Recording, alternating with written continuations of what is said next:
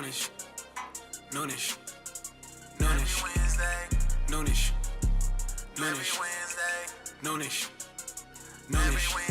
J.A. he was major league, playing around with them bats. Kia OG, making plays on the track. Sports and technology, we mix it in with facts. Catch him every Wednesday to like double tap. Lot of interviews with ballers and them winners. Yeah, Jay on Notre Dame, all winner.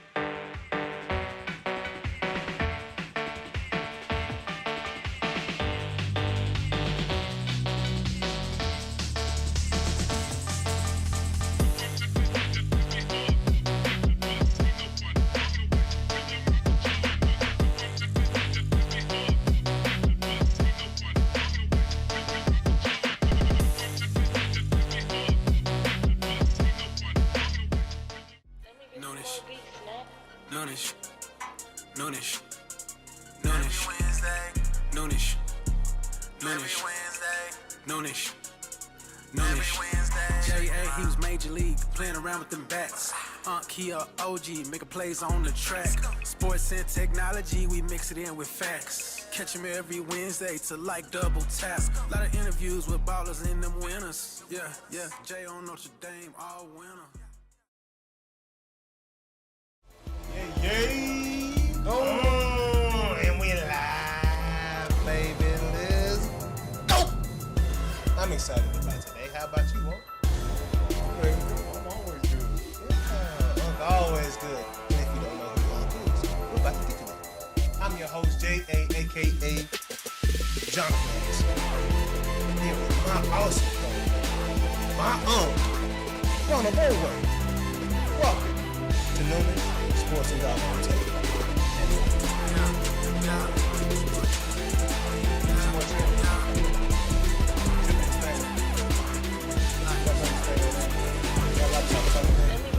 gonna be a good time. Hope y'all ready for this. Noonish. Wednesday. Noonish. You know Noonish. what it is. You know what it is. That's it. Trip to goals in the building, man. Football season is upon us officially. 1 weekend in the professional space. Really, 3 weeks in the collegiate space. We're gonna get to that stuff a little bit later. Got a lot to talk about, man. The NFL, the NBA, the NCAA, WNBA, everyone for show. You know how we like to get this thing started off, so without further ado, thanks, man. Thanks. Yeah, here goes Miss CY. Keep going crazy. Hi. Relax. Go ahead.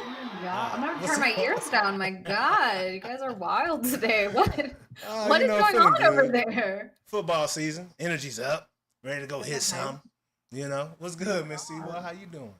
I'm not ready to hit something, but I am ready for. I'm stoked about football season. And let me just tell you that there's just something about two times a year, a massive shift happens for me. Yeah. And I'll tell you when that is. It's like March, where the temperature goes up, and I'm like, look at that, I'm defrosting. Yeah, awesome. The seasonal depression is leaving my body. Amazing The feeling. sun is out. I'm working on my patio. That's one time. Mhm. Then the next time is right around now, where it's like, is that 92 degrees and not 900 degrees?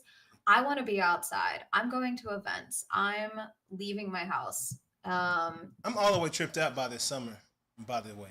Stop speaking of- talking. speaking Okay, of we shit. have to stop talking about it because I feel like if the more we keep saying like, "Oh, it was so mild," we're gonna get our ass handed to us in the winter, and I just feel like I'm not ready for that yet. Okay, so we need to relax. We need to be like, "Thank you for this very mild summer," because I I'm appreciate not ready that for part. it. But I'm with you. I think we're gonna have a hella fire winter because this summer, I mean, we've had what, maybe 3 100-degree days, maybe. It's wild. Here's my thing though, is like honestly anything over 95 degrees doesn't matter to me. Like it's hot. I'm Yeah. dressed a certain way. My AC is down. That's I'm not not like doing- baseball. Anything Yeah. over 95 miles an hour looks the same. I mean, it's a blur. Yeah. Straight So we didn't have, the Araldus Chapman of summers this year, but that's fine. That's No. fine. I'll take it. I'll take some 95s. I'm with you on that. But yeah, no, I feel that energy though is coming back where it's like, okay, it's not as hot and yeah, it's breezy. I went to an Yep. event last night. I was on a rooftop and I was like, You were actually outside? I was On a outside, not rooftop? hating it. Rooftop, man. On a Yeah. rooftop. Okay, well, Unc, let me tell you, Unc, you know what? I should have called you. What was I thinking? Oh, You know what I last night. Let me just set the picture for you guys. Last night I get a phone call around 5:00. Yep. 5:15.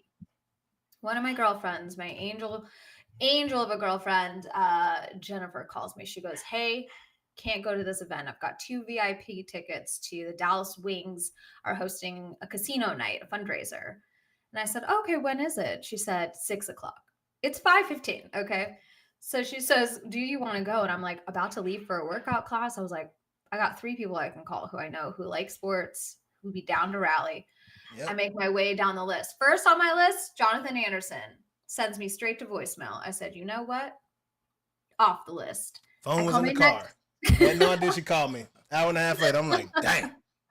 I call my No next clue. person on the list who's like a huge WNBA fan. He loves to watch a show and hear what we have to say about all sports. I was like, bro, you love the Wings. Like, you get to meet them. It's like, I don't know. I got work. And I'm like, you know what? Dead to me. Gone. I call my next friend who was like, you know what? This girl's always down to rally. I don't think he said, really loves the Wings. Whoever that is. yeah, he loves work more. And I get that. That resonates. Yep, I get I it. called one of my girlfriends. I said, can you be in downtown Dallas around 6? She said, I'll be there. What am I wearing? And I said, that is the energy that I want to hear. So we had so much fun. We show up. We didn't get there right at 6, so a little bit after. Jonathan calls me as I'm parking, and I'm like, it's too late, my dude. About to go hang out with Enrique and Paige and Lee and all my girls. And it was so much fun, but it was on a rooftop downtown, and it was like a fundraiser / community night. They have their last game coming up this week, totally sold out for tomorrow. So it was really fun. I got to hang out with them. I brought my little mini shoebox that I got at a Wings game, and they all signed it for me. So I don't know. So you Could know, have been like you. Could have been you. it could have been, man. Could have been records. Shout out, what's my boy? See why? Drew I'll Scott. come with to me. have JA send you my number. Yeah, and I do, and this is my fault. Shame on me. I do have your number, but I was like, you know what? Unk's probably walking 17,000 steps right now. He's probably Oh no, been busy. I'll do that in the morning. I Oh, already okay. did that. I already did that. It's out the way. Unk that's is out the probably way. busy All right the way now. out the way. But yeah, it was really fun. I'm glad. Here's my thing. I am so glad that I brought my girlfriend because she was so much fun, and she, I was like, I love to mix and mingle. I'm not really the type to sit down and play a casino game, but she sat down. She's like, I don't really know how to play anything, but I'm just gonna try it. And she sits down to play blackjack. Yeah. Everyone's betting against. Everyone's like, wow, don't. And she was Don't like, get your bye. hopes up. She's Hit like, you're new. She says, hit me, wins it all. Wow. She's screaming. The players are cheering for Going her. nuts. Everyone's going nuts. Yeah. She won all kinds of chips. Then we cashed it in for some raffle stuff, and it was so fun. She had a great time. So it Sounds was like a very it was good awesome. time. So Yeah. what was the most surprising when we're talking about the players now? Mhm. Were you more surprised by how tall some of the players were, how short some of the players were? Like, what was the most like, oh my gosh, really? Type of situation did you see? I think I'm always prepared to be the shortest person in the room. Like I'm always, and especially in sneakers, like when I can't put a little lift in my heels, and be 3 or 4 inches taller. So I'm always like fully prepared to be looking up at everybody. Yeah. Pleasantly surprised. Like I've been to Wings games, so I kind of seen them in real life, but like very pleasantly surprised to be able to talk directly to Enrique and not be like staring up at her. Yeah. How tall was she? I mean, like not that much taller than me. I think she's like 5'7" maybe, or 5'6". Yeah. Wow.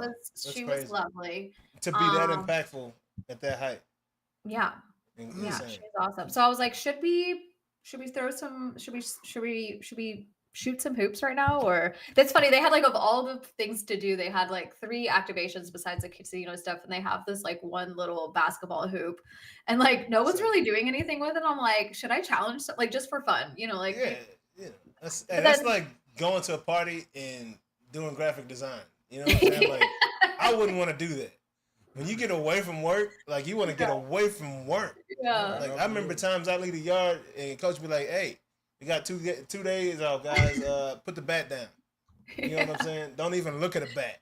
They probably were like, you know what? Actually, I'm busy right now. So yeah, it was funny because like that whole part was kind of dead. But I do, it's funny. The player, she poor thing tore her ACL, but Lee Euro, she was there.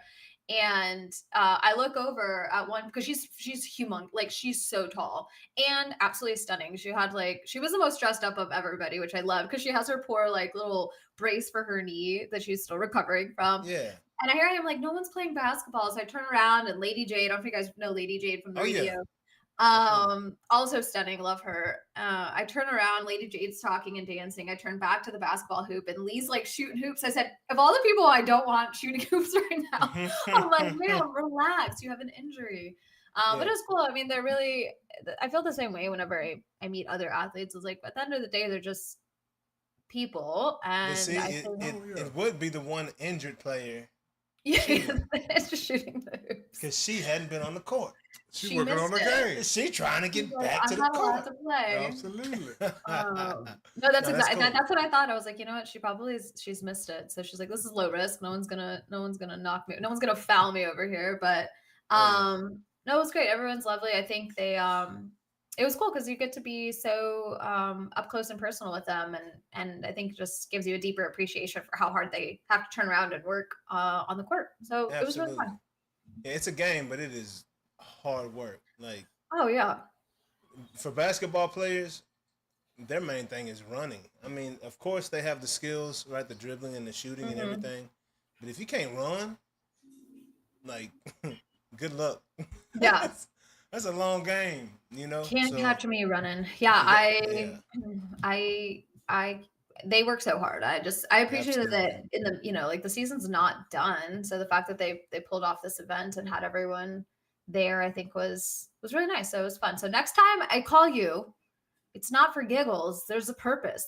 When have I ever called you and not been like, hi, something cool is happening. Come hang out. Christiana, if I saw, like, I'd have answered the call.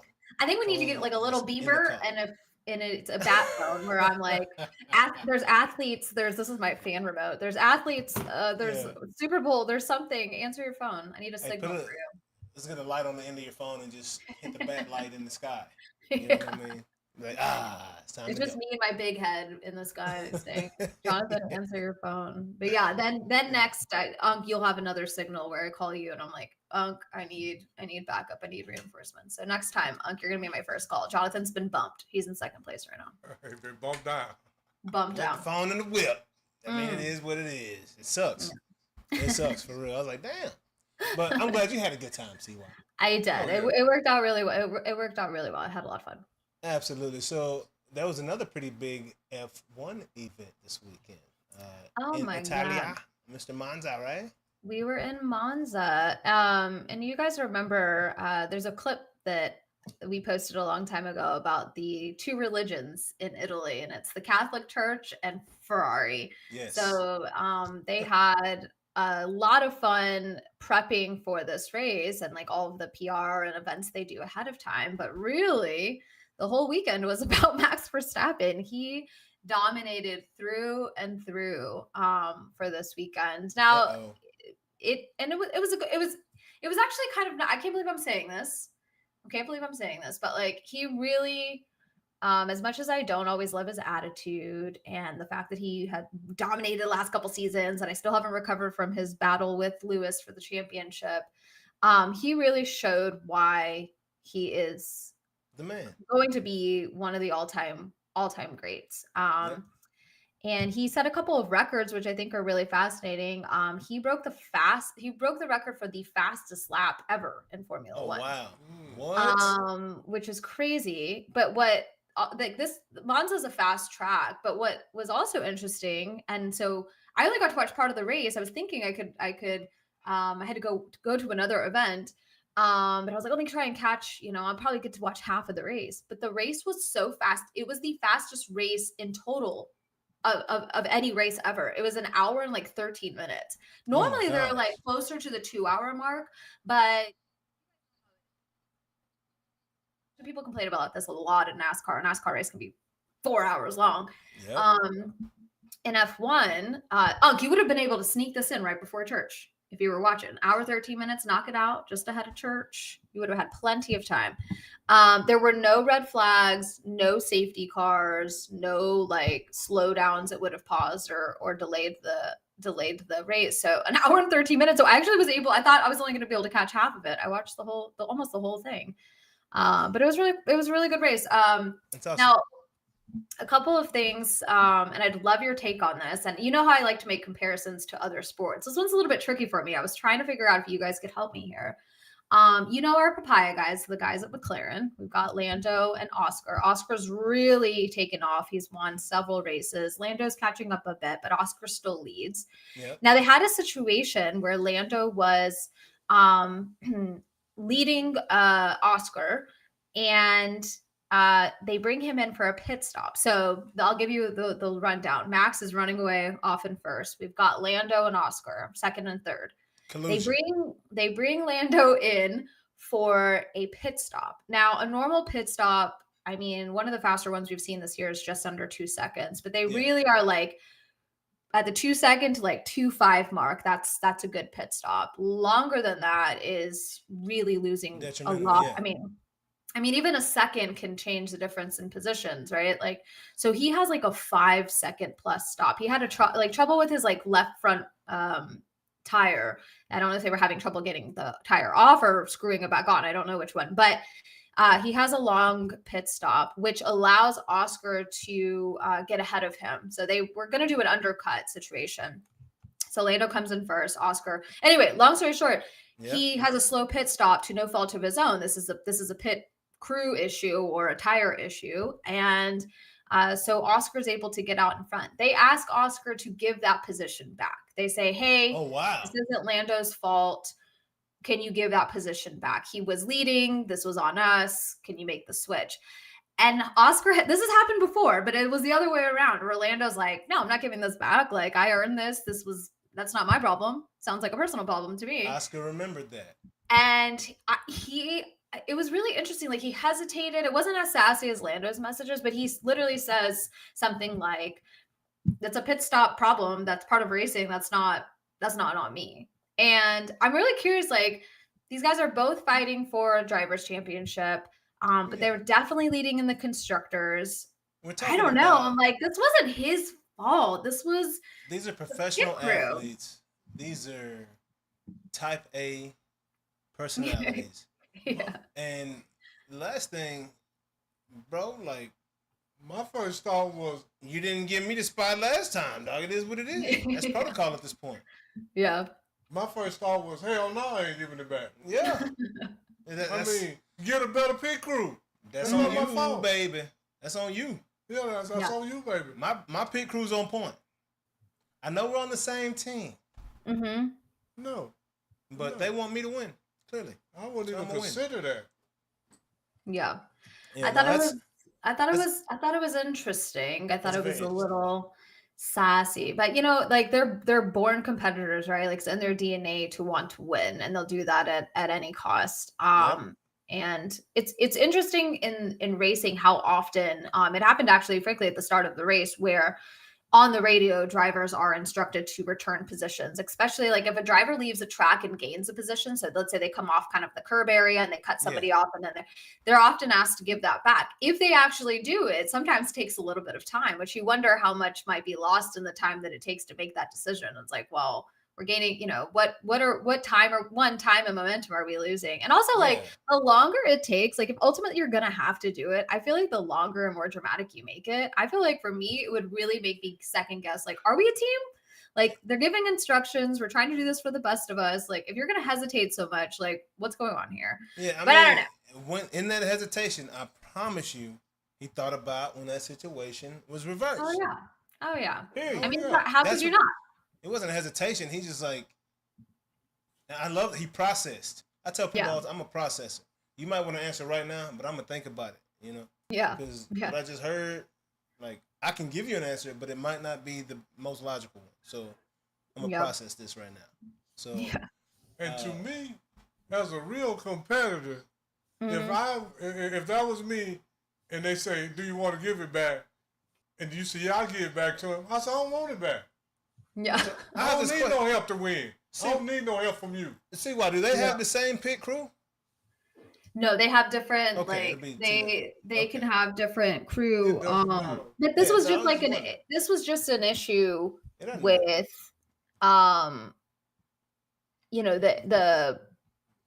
the front left tire. So they might have crossover between, but no matter who the crew was, that issue was like stuck. Something was stuck. It was not so much. It might not even have been I'll say this. It probably wasn't even a pit crew issue. This was like a mechanical thing, like a physical piece. And this has happened before where they're trying to change tires and like their guns fail, or there was a situation where they were giving the wrong signals. Like they have a little light in front of them, can tell them when to go or when to not. And sometimes, like for a bit, that was faulty.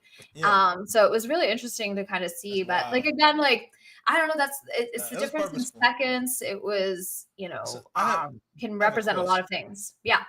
So how far behind Oscar and Lando is Max right now in the standings? Okay, I was actually going to give a recap on all of this. So this is really interesting, and I think it plays a part in like the larger conversations here, like around like why make some of these decisions. So right now, Oscar is leading the drivers. Now remember, there's 2 championships, drivers and constructors. Yep.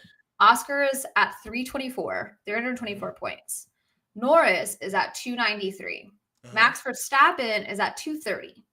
So coming up, we don't really have that many races left, but we do have sprint races. If you guys remember, those are like kind of like small mini races on a race weekend. So not only will you get points for the race weekend, but the sprint can give you a lift. So Max could very well start to gain a position on Norris. I think Oscar is going to continue to dominate. But the thing is like they're so far ahead in the constructors. Like Max's teammate, we don't even talk about him. Yuki Tsunoda, Spooky Tsunoda, I call him. They're so far back. We can't even get close to beating McLaren on the constructor side. So I'll give you a rundown. Listen to the points, okay? Get ready for this. McLaren, 617 points in the Constructors' Championship. And the nearest second is shockingly Ferrari at 280. Like that's how far behind they are. Ferrari? Okay, let me tell you why. Until the last race prior to this, is Ferrari has been pretty consistent. They hadn't until just recently, they hadn't had a lot of DNFs or do not finish. Until that last race. So really, it's a consistency game. And the reason why Red Bull is behind Mercedes, so they're in fourth, is they've had a horrible second seat. They haven't maintained consistent position. They haven't maintained consistent points. They've got to finish in the top 10 to get points, and they just haven't been there. So Red Bull's not worried about the constructors. They're not worried about constructors. Certainly not. Like thinking about last season, going into the break. Max Verstappen had a pretty sizable lead. Oh yeah. And he ended up winning, right? The season. McLaren though did get the constructor, so that was pretty. Pretty good. Got the constructor. So now McLaren, I think they're playing for. I'm sure they would like to get the drivers and the constructors, but I also think they know that Max is about to come with it in the second half of the season. Yeah. I think he's gonna do a good job. I think he's gonna narrow in. I still feel like Oscar's momentum is there. They didn't have the exact pace they were hoping for from this race, but we'll see. I mean, again, like I don't know exactly how they can improve like the pit stop strategy. So let me rephrase. They do have the same pit crew, the engineering and their like people on the radio are the ones who are guiding them a lot on strategy. They're making those decisions. Those differ. So each driver can get different instructions. So those drivers, like both Oscar and Lando, have someone different in their ear feeding them information. Now there's like a larger decision that's made by Zach Brown, who's the team principal, but each one of them has a strategist. So they have to be really mindful of their calls and then also how they instruct. Also, all the radios are public. So like you can hear what anyone else is saying, and that you have to be mindful of the teams listening to that. You have to be mindful of the public listening to that. So I think that's kind of a unique piece of like, have they ever done this? Like I would really love, probably have done it after the fact, not during a game, but I would really want to hear what what comms are happening at a football game. Like, cause you don't hear what's in the coach's ear. Like I would pay whatever extra. If I'm paying $90 a freaking month for YouTube TV, I want to hear what's happening on the field. You're not getting that. Because if you get that, other teams get that too. I know, but that's like what I wish, because I think sometimes I'm trying to understand strategy and I'm trying to understand what's happening live in the moment. I totally get why they wouldn't, but like I'm genuinely curious like how it works. You know, like the owner of the Colts, Jim Irsay, he passed away just like suddenly, right? Yeah. A few months ago. You know, maybe 6 months, 3 to 6 months ago, something like that. So his daughter is now the owner of the team and the CEO. So to become more familiar with the game more quickly, she is wearing a headset during the game, listening to all communications during the game. Crazy. And she's never done this before. She don't know what's going on. So to hear her communicate what she's listening to is some of the most entertaining stuff I've ever read in my life. Interesting. You know, because it's like it's basically like Taylor Swift jumping into the headset and then like saying what her thoughts are. You know, of course, you know, I'm not, no disrespect to Miss Irsay, you know, but she hadn't been around the game like that. You know, she didn't play or whatever, but you know, it's just when you read her comments, she's not ignorant to the game, but you can tell that she has no clue how to talk about it. You know what I mean?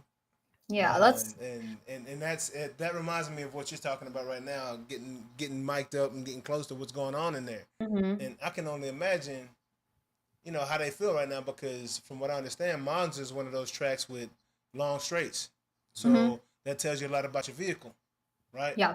And if Max went out there and dominated this, and we already know how good of a driver he is, if Red Bulls figure something out to where they're dominating this race right here, it's gonna be a scary second half for a lot of people. Yeah, we'll see what goes down. You mentioned Taylor Swift, and I have a message for her. This unrelated to Formula One. Actually, no, I have a message for Travis, really, but I'm gonna need my girl Taylor to write a song about it. Yeah. When I say that it wouldn't be Formula One, it wouldn't be fantasy football season without a absolutely horrible injury to ruin my team in the first game. Xavier Worthy. I lost. Okay, I know you guys are gonna talk about it later, but I just want to vent for a second. I lost to auto-drafted Mark Clayton's team by not that many points. But I really feel like I really could have had a much stronger position had Xavier Worthy and Travis Kelce not collided. And I just feel like 0 points, like I get the alert. I'm like, oh, if he's questionable, let's see if he comes back in the game. Then I get a message that says, no, he's not coming back in the game. I got 0 points on the board and Mark Clayton's beating my ass. Yeah. And I'm like, I can't have this. Mark Clayton doesn't even know he's in a fantasy draft right now. He doesn't even care. We've got 2 years running. He's like, whatever. I'm busy. I got my headphones. I'm busy right now. He doesn't care. And I'm working hard. I'm working on strategy, and I'm like 15 points behind. I'm like, you know what? I come up with a clever name. I come up with my big booty Judy, and no one even laughs at it except for me. I don't even draft Judy because y'all got me on auto draft. I'm 8th pick for. Okay, let me just give me just 1 second. Oh, this really happened. Jonathan Anderson gets the first pick. How does this happen? I wasn't number one. I don't know how that happened. How does this happen? Maybe in alphabetical order. I don't know. How does this happen? I can't count. Is it alphabetical order? There's no way. No, I don't know. It was random. It was said at random. Well, maybe it is because I'm freaking at the end, per usual, as I am for the total of my life, always at the end of the line with my last name. And Xavier Worthy takes me out. It's all good. It's all good, man. Like, I've drafted Christian McCaffrey twice, and he's gotten hurt twice. So I don't draft him anymore.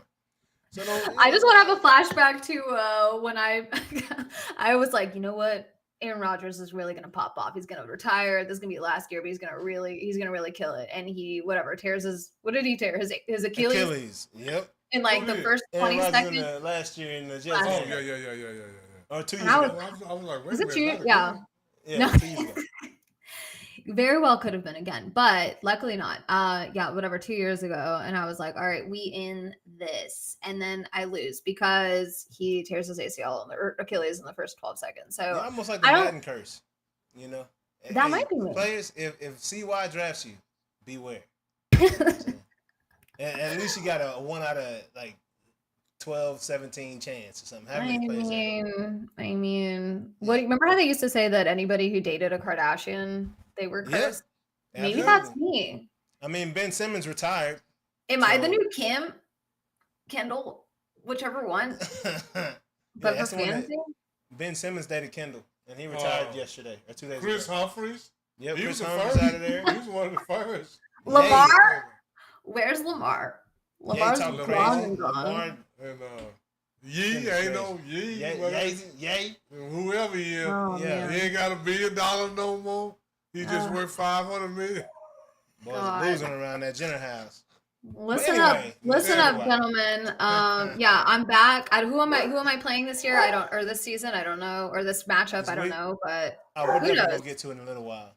But you stay tuned in, Miss CY, if you want to. But we're definitely gonna get to it. We're gonna talk about these last week's scores. I got my ass beat. I think Jonas is cheating And we're gonna talk about that later. Jonas somehow. Does Jonas even know he's in? Like, this is what I'm talking about. I can't lose to an auto drafted. 300 points is a lot. Jonas is projected to get 500 points this week. I swear he's cheating. He's got some AI stuff going on. We're gonna talk about that later, though. All right, I'm gonna have to go eat my lunch and tune in because I can't be losing to Jonas. I'm trying to figure it out. Oh my God! All right, Jonas may have figured the system out. That don't mean he's cheating. That means he's smarter than everybody else. I mean, I got that, something going on. Because he got players I never heard of that scoring 90. Oh my God. Wow. So, I think here's what happens. I think that this is one of those times where the more you care, it's like the inverse, right? The more you care, the worse you do. And I just feel like maybe what I should do is just put it in the hands of the Lord, like Unc does, and just I don't even know what's happening. I'm just gonna show up for the giggles, and you know what I mean? Like that's what Mark Clayton did to me. Mark's magnificent team, or whatever his name is. Quite a few people did that this year. So they just took Unc's tactics. We're gonna see how it works. And I don't understand because he didn't win a game. I don't know why they took my tactics. I finished last. This is a new strategy we got in this league. is a new strategy. Breaking news. We're gonna finish last. Straight up. Breaking news. There's a new strategy where you just don't give a shit and you'll win. That's what it seems like. Oh my God. But no, Miss CY, thank you so much, girl. It's been a great report. First lady report from Miss Christiana Yebra. Thank you. Wow, with the government name. Okay, I'll talk to you guys later. I see why. Love you, bye. Got you, peace. And here we go. There it is. Y'all know what time it is. Time to get serious with it. Little seriousness going down right now. Yes, sir. Oh, yeah. Every Wednesday. Fifth in the building. Noonish. Noonish. Noonish. I'm gonna make it shake as quick as I can. Noonish. I'm gonna get to your next topic. Noonish. Yes, sir. Yes, sir. Like I tell y'all,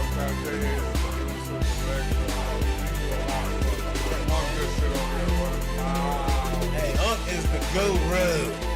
That's why Unc in the building, so he can put us on game. We on game, feel like, but Unc really got that game. Oh man, I didn't connect like I needed it to right there. So hold on one more second, so I can make sure the production is on point. How you doing out there, y'all? How you doing? You're out there, man. See something, say something. This is an interactive where Dr. talk back, we'll talk back to you. You know what it is, man. I appreciate y'all tuning in, man. And once again, this is Noonish Sports and Tech, man. We having a lot of fun.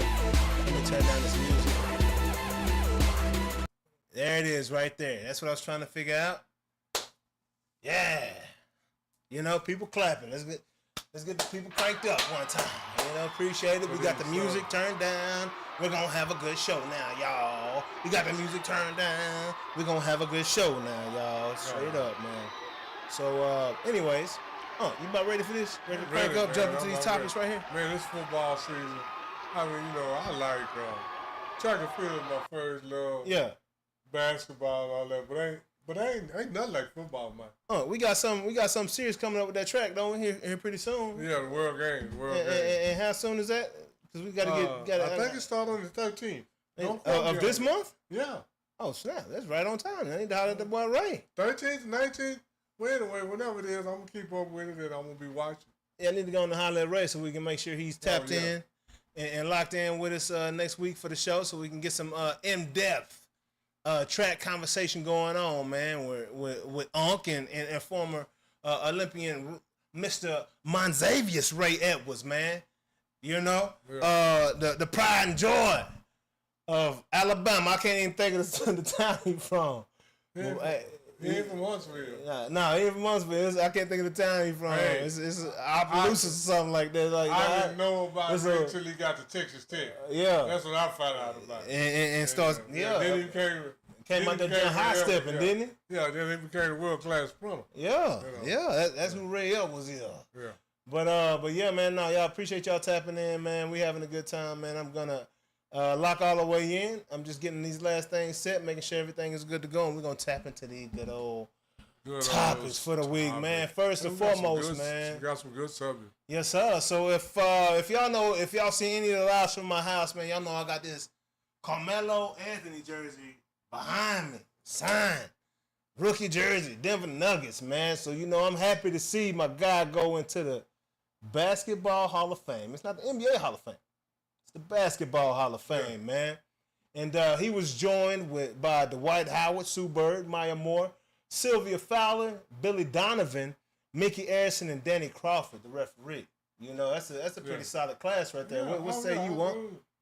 Oh yeah, that was I don't have no problem with nobody that went in there. Yeah. I mean, hey, it was cool to see Shaq on the stage with Dwight Howard during his Hall of Fame. They done been on podcasts and stuff together. Oh, so they made up now. Yeah. And then how they talk all that stuff apart, but when they get together, Shaq. Oh, I was just trying to make you better. I was just trying to, make you play harder, blah, blah, blah, blah, blah. Yeah. You know how they do when they get together. Yeah. What you call it, though? Weak. Weak boy activity. Boy ain't standing on what they say. Don't talk about all that over there and then come back. And then get the... I said, I mean, in the whole thing, y'all not going to tussle and all that on YouTube, but, don't talk about me one way when you don't see me. Talk about me another way when you see me. So, who you think? You think Shaq don't want none of Dwight, or you think Dwight don't want none? No, they don't. It ain't even that serious. I'm just asking though. If it came to that, who don't want none of who? Well, Shaq a little old. I'm just asking. Who? You think Shaq don't want a little Dwight, right now. Or you think Dwight don't want a little Shaq? A little old. Shaq still bigger than Dwight now. I know big ain't never been a thing. Shaq a little old. Shaq a little old. Okay. So I don't know if he ever been stronger than Dwight. But he been training though. Shaq a little old.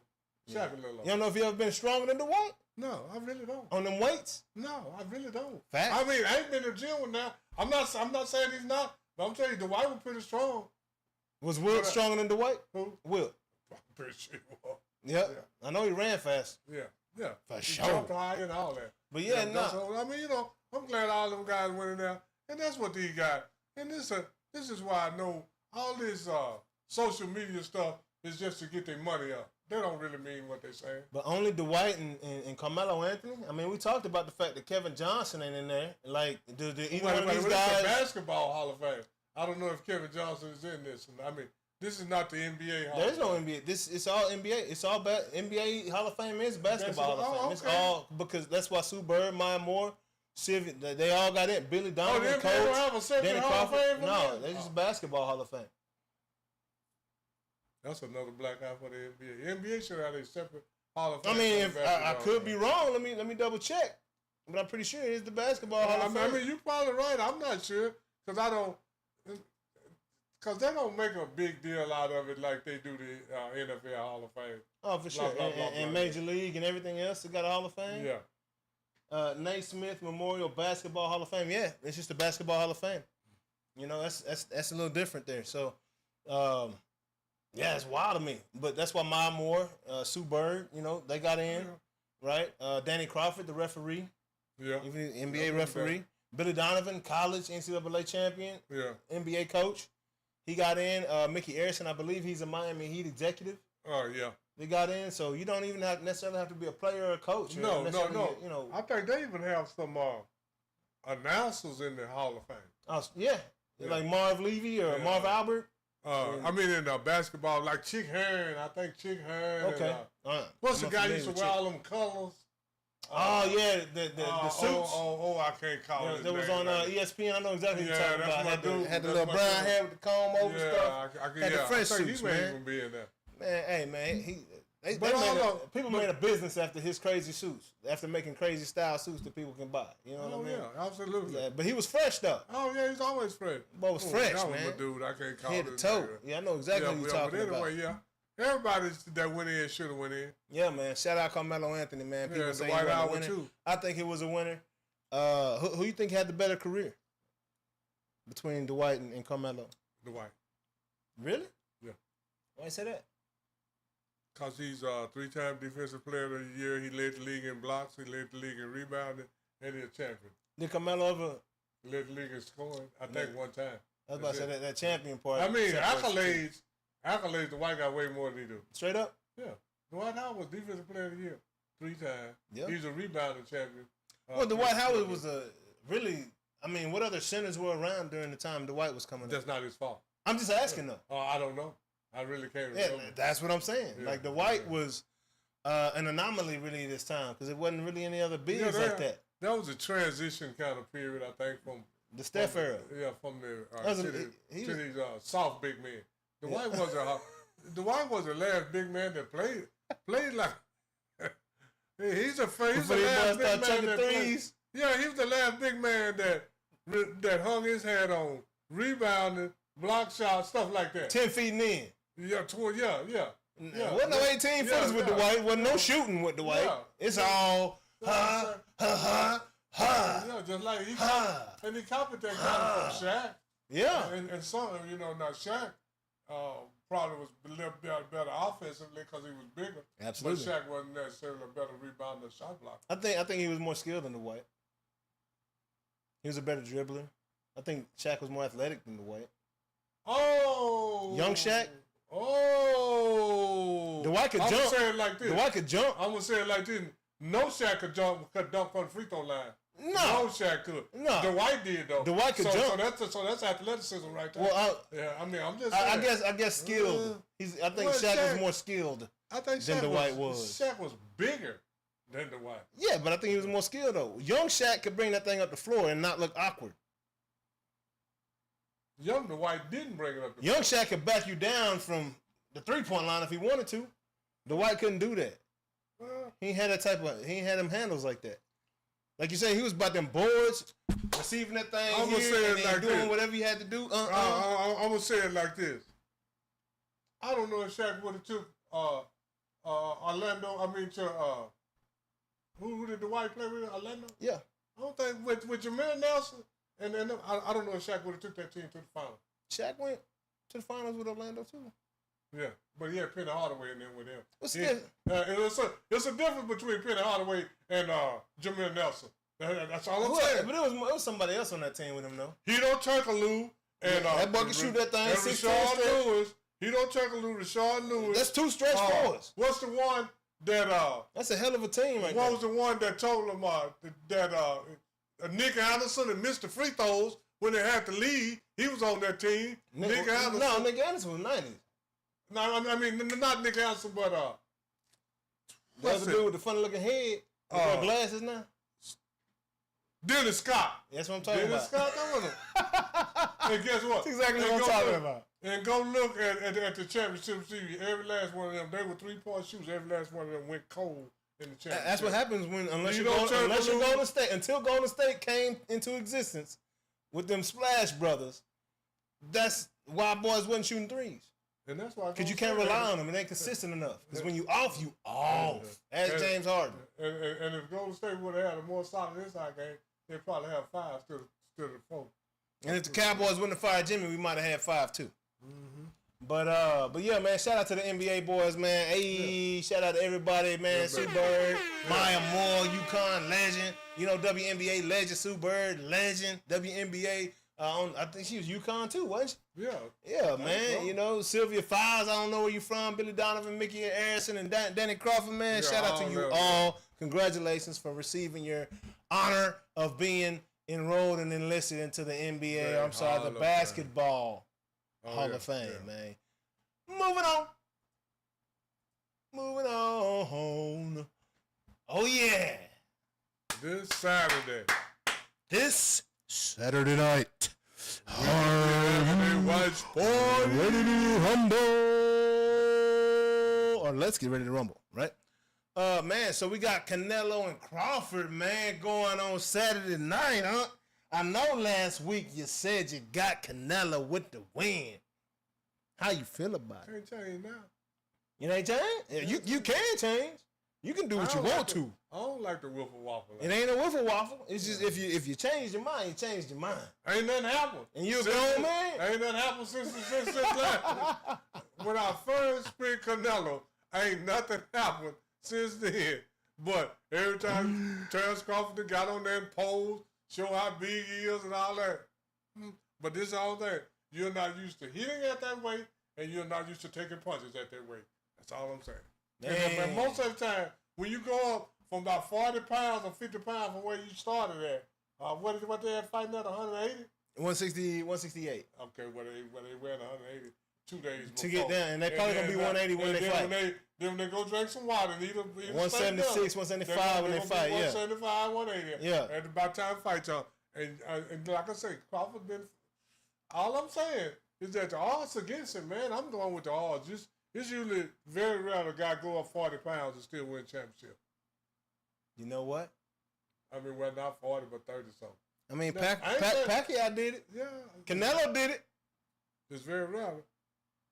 Mayweather, how many pounds? How much Mayweather go up? Mayweather walk around her 47 all day. 2-3 classes though. But he was 135, 130, wasn't he when he started?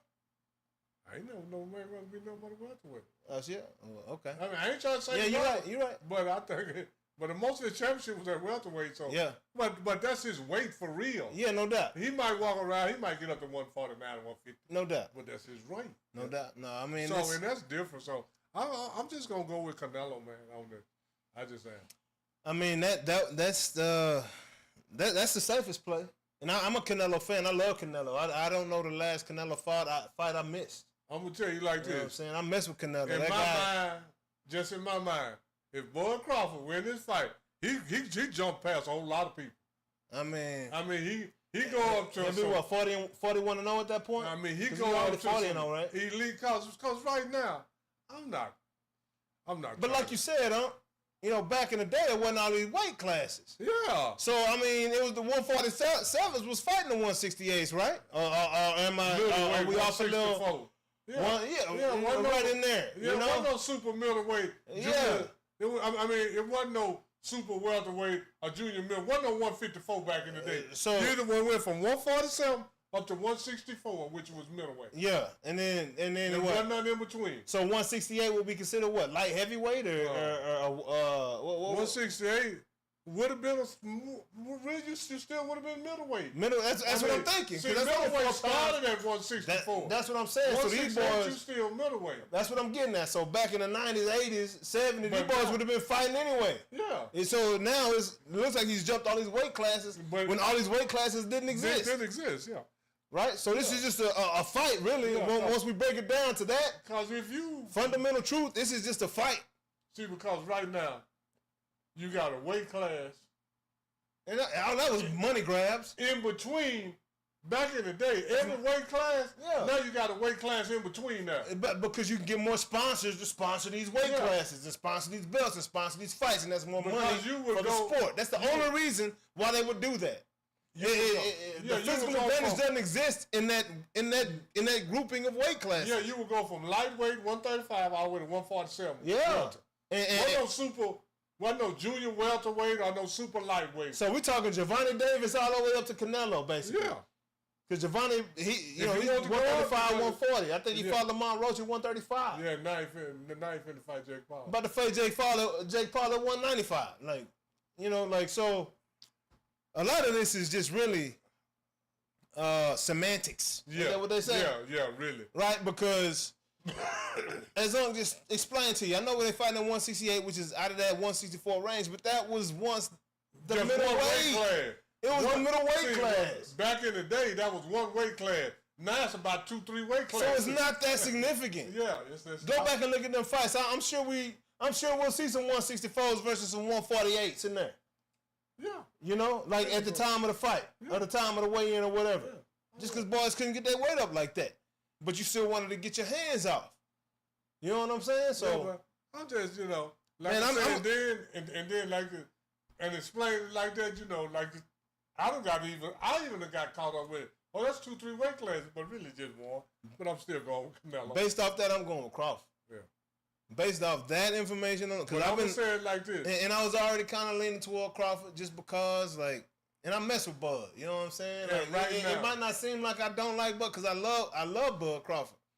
I just I liked him a lot more before he started messing with Connie, but I ain't even tripping on Connie because I love Barry Bonds too. My favorite player of all time. Before that though. Yeah, he was like 36-0 before he messed with Connie.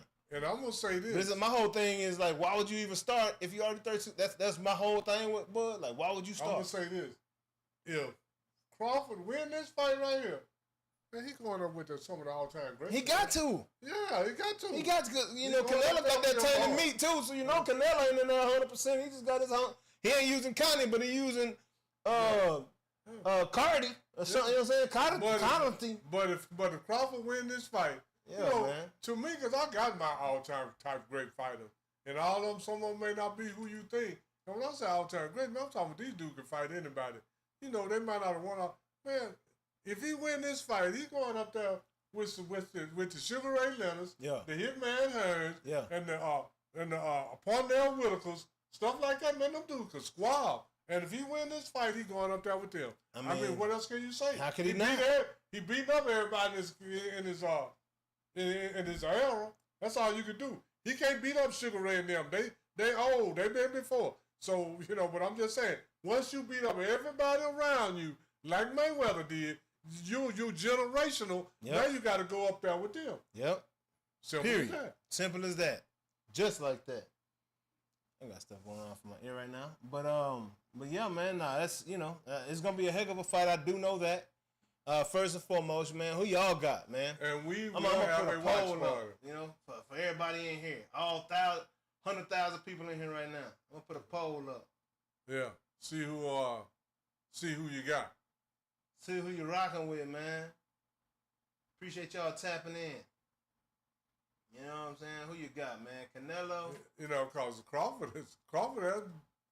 and man, Crawford, he beat up everybody he fighting. I'm just going to say it like that. And sometimes you get caught up in this and that and the other. That's the same way, you know, I got caught up with Mayweather until Mayweather just kept beating up everybody, man. I was like, wait a minute. I mean, the thing about Mayweather is he would do it like so cool though. Yeah, like, it don't matter how you do it. You know, he wasn't knocking you out in the third round, first, second round, like easy payday. Like, he gonna take you all 12. You just gonna get beat up the whole fight. And you're not gonna hit him. So you're gonna be frustrated and beat up by the time the fight ends. Yeah. So, I loved it. Oh, I mean, well, you know, at first I was like, oh, Mayweather do this. You know, I was trying to poo-poo on Mayweather. Yeah. But no, I had to finally say, no, Mayweather's bad man. And then I heard Sugar Ray on there on some platform explaining why he could whoop Mayweather and all that. That's what you say with your mouth. Man. That's what I mean, I ain't, and I love Sugar Ray. I hear you. And I ain't saying that he won't, but I'm not saying he will neither. And that's what I'm saying. I see your lips moving, but you know, I hear you. I hear you, but if I go ask Mayweather, guess what he gonna say? The same thing. Man. Say he gonna whoop your ass. And I think I might believe him right now because he at his peak. You know what I mean? That's like that Clarissa and Layla conversation we had. You know, like I believe Clarissa a little more than Layla right now just because I've seen it. I've seen her active right now. I've seen her doing that thing right now. And Layla, I have no idea what she been up. She might be active. She might be behind the scenes sparring every day in the greatest boxing shape of her life. Could be. Let me tell you something.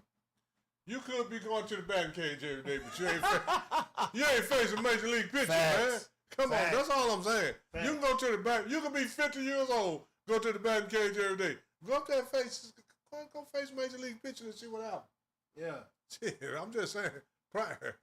We talking about. I'm not going down the house now. We talking about practice, not the game. Hey, I can practice at 50. I can practice well.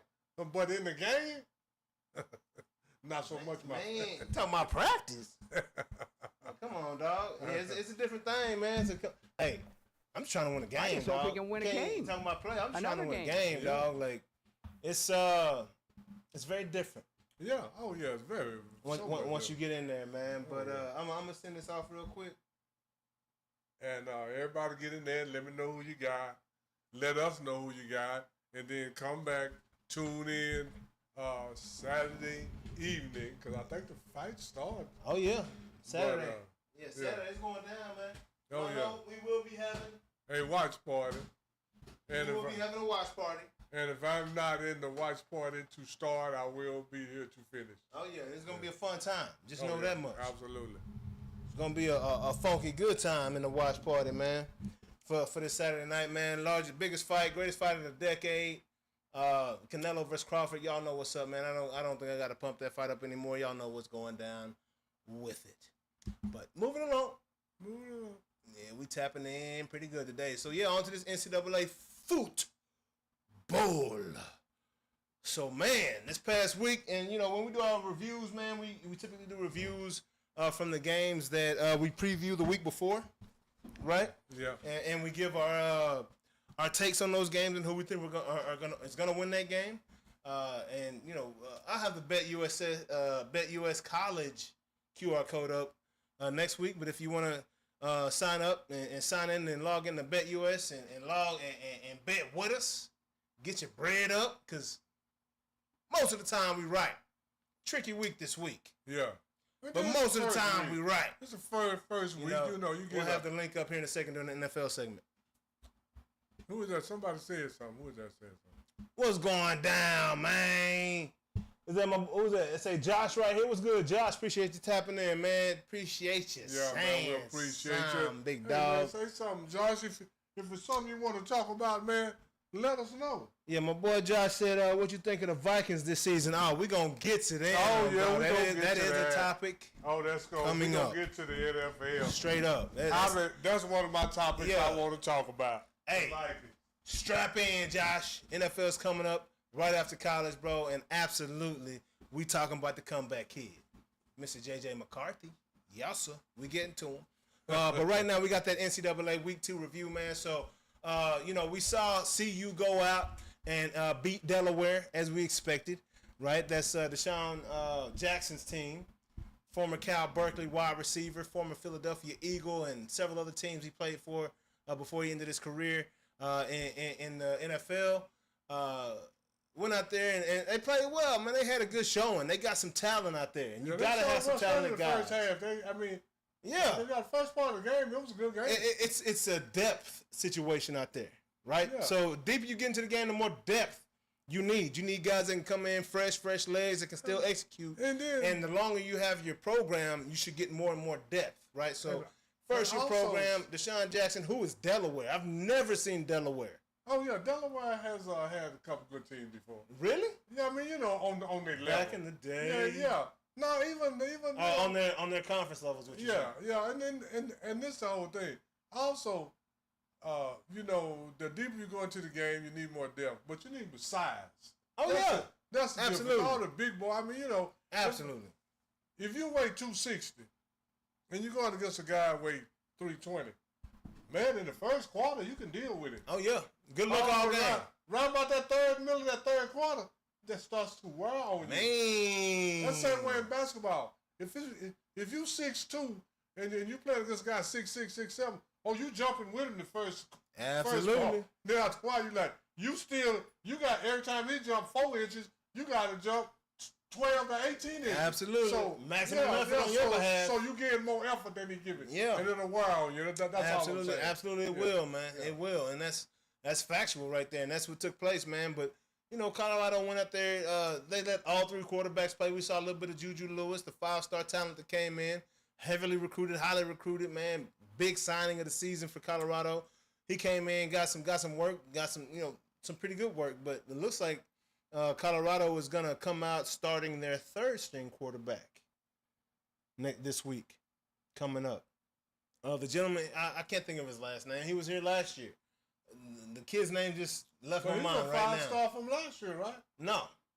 No, not this kid. Oh, okay. This kid is truly a 3rd-string quarterback. I think he was solid coming out of high school. I think he was solid. He wasn't a 5-star, nothing even close, right? But he's been in Colorado, and he's worked his butt off. And right now, Dion and the rest of the staff clearly think that he's got should be starting. He was there behind Shedeur last year. He's got a great grasp of the team from a leadership standpoint, and from just a schematic standpoint. He's got a great grasp of the offense out there in Colorado. Came into the game, I think he was like 7 for 11, had like 3 touchdown passes. Right, hitting ball, making the right reads, getting the ball out on time, doing the things that a 3rd-string quarterback should be doing. Because if you want to play as a 3rd-string quarterback, you better be perfect when you go in. You better be paying attention during practice.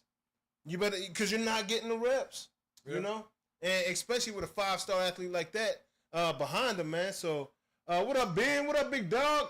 I'm happy how Alabama played against ULM. Hey, man, Arch Manning did well in the second game, but he needs work and not to throw any more interceptions. Man, hey, Arch is he's a whip. He's a work in progress. What he is the most talented Manning that we've seen naturally, right? Play quarterback. We'll say that because the brother wasn't a bad receiver. Pretty good feet, you know, good hands, pretty fast. He wasn't as good as his brother as a quarterback though, you know. So he couldn't get to the league. There's a lot of other guys with good feet and good hands and fast in the NFL. Yeah, and then tell me his dad, Cooper. Yeah. Well, Cooper got hurt too. Okay, that's what it was then. Yeah, he got hurt. He didn't even do much. I think I heard freshman year in college. Yep. Yeah, that's what it was. Arch is a work in progress, and I'm gonna say it like this here. Most colleges don't have time for most universities, like the University of Texas, Ohio State, they don't have time for work in progress. They need somebody that's a progress in work.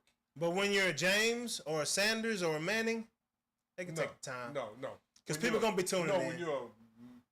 When you're a Manning. I'm talking about college. Don't put James and Sanders didn't get the same. No. In college? Don't even put them in there. Should do that. But no, he didn't. That was because it's with his He did earn it though. In Jackson State. He earned it, but that was with his dad. If he'd have been with somebody else, he would have never did that. Yeah. I mean, but that's a whole nother But Arch, story. you know, Arch, I think Arch is gonna be all right, man. I've been watching Arch since high school. He's gotta take his attention to detail a little more seriously. He was throwing some passes with his feet weren't set, elbows down. Like he's got to be able to. He's got to take that attention to detail more seriously. Period. Point blank. I'm gonna keep. If he can't get that figured out, I'm gonna keep it real. This UT, you better straighten up, fly right, Arch. Yeah. You gonna fly right out that lineup. This UT, we ain't got time for that. If you want to have a bunch of time, I'm gonna tell you like this: go to Jackson State. We ain't got time for that at UT. And nepotism so real, Arch ain't going nowhere. Yeah, I know it. That was, we saw Chris Sims. We saw Chris Sims struggle and didn't go nowhere. Yeah, exactly. If this was somebody else, they would have a different take on it. That's all I'm saying. Even his coach come out, we got to be patient. No, the hell we don't. This is UT. You better play good. One loss, you already took it. Yeah. That's all we got. That's all we got for you. One loss. You lose another one, who backing you up? And that's what I want to know as a UT fan. I'm looking forward to Arch getting better and better every week. I think he will get better and better every week. He's been around the game. The kid knows it. Now, whether he can process it as quickly as his uncle. We don't say that about other people. You're right. Don't say that. You're right. Arch, play good or get your ass on the bench. Simple as that. I'm going to tell you like I do everybody else. Play, produce, I'll tell you ass. Yeah, produce. Go back to Tuscaloosa or wherever the hell you're from. Don't let the doorknob hit you with a good loss, split you. Play good. You got one loss. If you lose another one, we have not a chance for the national championship. So, Arch, you got your loss. You got to win out, and you got to play way better every week. Because right now, you're playing like a junior college quarterback. Hey, you ain't playing like a UT. You ain't playing no better than Quinn Ewers. High school. You ain't playing no better than Quinn Ewers. That's all I'm going to say. Oh, Quinn Ewers was actually winning these games. Boy, she said something. He was winning these games. You know, Quinn was losing to the UW. I ain't pulling no punches. Losing to the Georgians. Hey, I'm telling you. He wasn't losing these games. No. He wasn't losing these games. He was winning these games by big. You know, Ohio State, that's a big game. He might have lost that one. Yeah. Quinn, he did lose that one, as a matter of fact. Yeah, matter of fact. He did lose that one, as a matter of fact. But yeah, man, I think Arch is gonna be all right, man. Just I got. We'll see. I've been keeping up with Arch for a long time. I think he's gonna get. I think he's gonna be all right either. I mean, also, but we ain't got long to play with you either. No, we don't. We ain't got long to play with you, man. Hey, we ain't got no long to play with nine nutter. You have 1 or 2 bad quarters.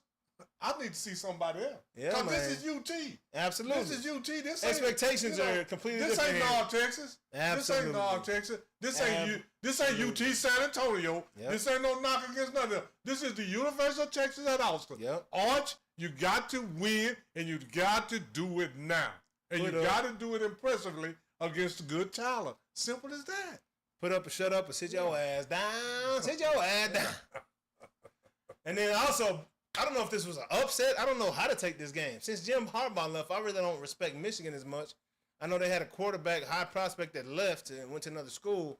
But they took an L to OU this weekend, 24-13. Now, I do like to see Brent Venables up there doing what they do, getting these wins against these big opponents. It has to happen for Brent right now. It's definitely got to happen for him in the SEC this year.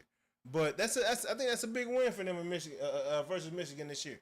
What you think about that 24-13 win for OU? That's what OU's supposed to do. Against Michigan? Against any damn body. But this OU 2025. This ain't OU got doggone 2005. This the whole thing. It don't. Your expectations. The year changed, but your expectations don't change. It should go up. They should go up. They should. OU, continue to rise. Yep. USC, I agree. Ohio State, yep. Michigan. Yep. Hell, Miami. Notre Dame. Notre Dame. How Notre Dame so far down on the list? That's what I'm just saying. It don't matter. It don't matter. How can OU upset anybody? Yeah. I don't understand, me personally. OU can't. It matter. They beat them. Well, they've been down. They've been down for the past 2 years. Hell, and that's a problem right there. You being down. Well, they had a coaching change. You know, they trying to. It don't matter. It don't matter about when you at certain schools. It don't matter if your coach changed. Lincoln Riley over there messing stuff up with the defense. They had to fix that because my boy just straight recruited offense. Lincoln Riley recruited straight Heisman quarterbacks and first picks. Give a damn. We just want you to win. OU is my next school behind UT. Yeah, that's the weird thing. I mean, I don't understand. So I don't care who you are. I'm banging on both sides of the fence. No, I'm just saying. When you OU, it ain't no upset for OU to beat nobody. That is not an upset for OU to beat. Because they are the most winningest school in NCAA history. They're the number one as far as, I think it was USA Today, the Associated Press voted them the number one university in college football history. University of Oklahoma. Absolutely. They voted that in 2023. Yeah. But you wouldn't know it until you go back and look at it. They were voted number one in college football history. Well, I gotta go look. I gotta do some research on that. Absolutely. Because there's a lot of college. Notre Dame could be considered that. Notre Dame had a time though. We ain't done it since. Oklahoma's been the most consistent, right? Consistent, yeah. Yeah, like we're talking about through all the decades. They first won their first national championship in the 50s. Yeah. With what's the name?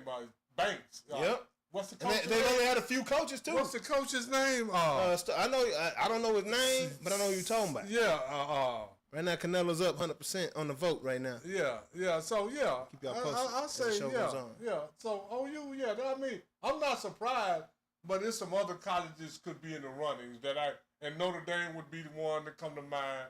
USC and Alabama, some of those colleges, even UT and Oklahoma could be. I mean, but you got to go by, different categories. And I can see it. I can see Alabama up there. I can see, a lot of these schools. But see, OU had about 4 or 5 coaches won national championship. That's what I'm saying. Like Chuck Eubank. Was it Eubank? Chuck. Don't get me to the line. Oh man, this Mama's putting me on game. His name Chuck, and then Barry Switzer, Fairbanks. Okay, yeah. I said Eubank. Yeah. But anyway, Chuck Eubank, Fairbanks, Barry Switzer. It was another B. Yeah. Yeah. And then they won a national championship with Mike Stoops and Lincoln. I don't think Lincoln Riley got him, but he had some. Yeah, they got about at least 4 or 5 coaches that won that championship. Yeah. Starting in the 50s, and Barry Switzer got about 2 or 3. So they've been consistently solid. I think the 90s was their weakest decade. I can see that. And then they came back in the 2000s. I can see that. Yeah. I can see OU being the. But yeah, man, shout out to them boys, man, getting that good dub, man. And then Baylor with the surprising comeback win over SMU and Kevin Jennings, man. Beat them boys 48-45, man. I did not see that coming. SMU's defense is not what it was last year.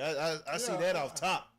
But also Baylor, they weren't bad last year, and their quarterback came back and they had talent last year. Remember, Colorado had to beat them at the end of the game last year. Baylor did have a good recruiting year too. Absolutely. So. They're doing work up there, man. Probably gonna see better in that top 25 by the end of the season. You know, we'll see how that works out. Yeah. And oh my gosh, Oregon. I'm sorry. You know, like I gave my boy Jackson Arnold way too much credit. Oregon went out there and beat them boys 69-3. That wasn't supposed to be a recovery game for Oregon. That was supposed to be a nice little test. But that ended up being basically Colorado versus Delaware. That ended up being... That was worse than that. What was Colorado? That ended up being Ohio State versus Grambling. Yeah, something like that. 70-0. Yeah. 69-3? Really, Oklahoma State? After y'all went out there and put on that great performance the week before? Hey, clearly you guys are still hot garbage. You know what I'm saying? Because y'all was horrible last year, which was crazy to see. Oklahoma, y'all done lost your luster, dog. Oklahoma State, y'all done lost that. Yeah, y'all lost that, man. Let me see. I think this year's Florida State team might make the playoff. Hey, don't get me started on Florida State. I already let y'all boys know. Last week, you know how us Grace Prep boys doing. You might catch us 1 year down, might. We ain't even used to being down for a season. We had one bad decision bringing in DJ Ugly. And when I say we, I'm talking about my teammate, Mike Norvell. I done already told you he a top 5 NCAA head coach. You know, we was undefeated 2 years. And I say we ain't ever claimed Florida State until Mike got there. And I'm claiming them now because we used to play NCAA on the PlayStation back in the day. I get Notre Dame. Mike would get Florida State. Just like that. That's been his squad. That's my bro. So I knew Mike wasn't going to stay down for long. And while everybody was worried about the season last year, Mike was out there recruiting, building his team for this year, getting his guys from this year. When I saw that boy Castillas come from Boston College, I already knew it was going to be a problem for the rest of the NCAA. Because that kid alone won several games for Boston College. Bill O'Reilly, whatever his name is, O'Brien. Horrible team up there with a great quarterback. Now he comes to a great defense and a great team around him. Yeah, Florida State going to be there in the end. And you know what, Alabama, they ain't got to worry about them boys. They ain't got to worry about Alabama this year, man. And then, please don't mess around and do the same thing y'all did in NCAA. Just in case anybody didn't know, Mike Norvell was J.A.'s high school teammate. My receiver, my free safety, man. Absolutely. In high school. And he always got his block. Sprung your boy free. You know, for them long runs. He always played to the whistle blew. You know? Mike used to skip class to go coach. Go watch film with coaches. Who does that? That's Mike. He wasn't skipping class to go get some nookie. You know?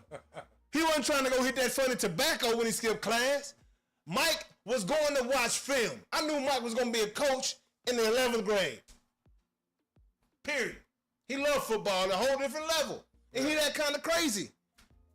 But he relatable. And I know he's doing a great job with them Florida boys out there, man. So shout out to you, Novell. Yeah.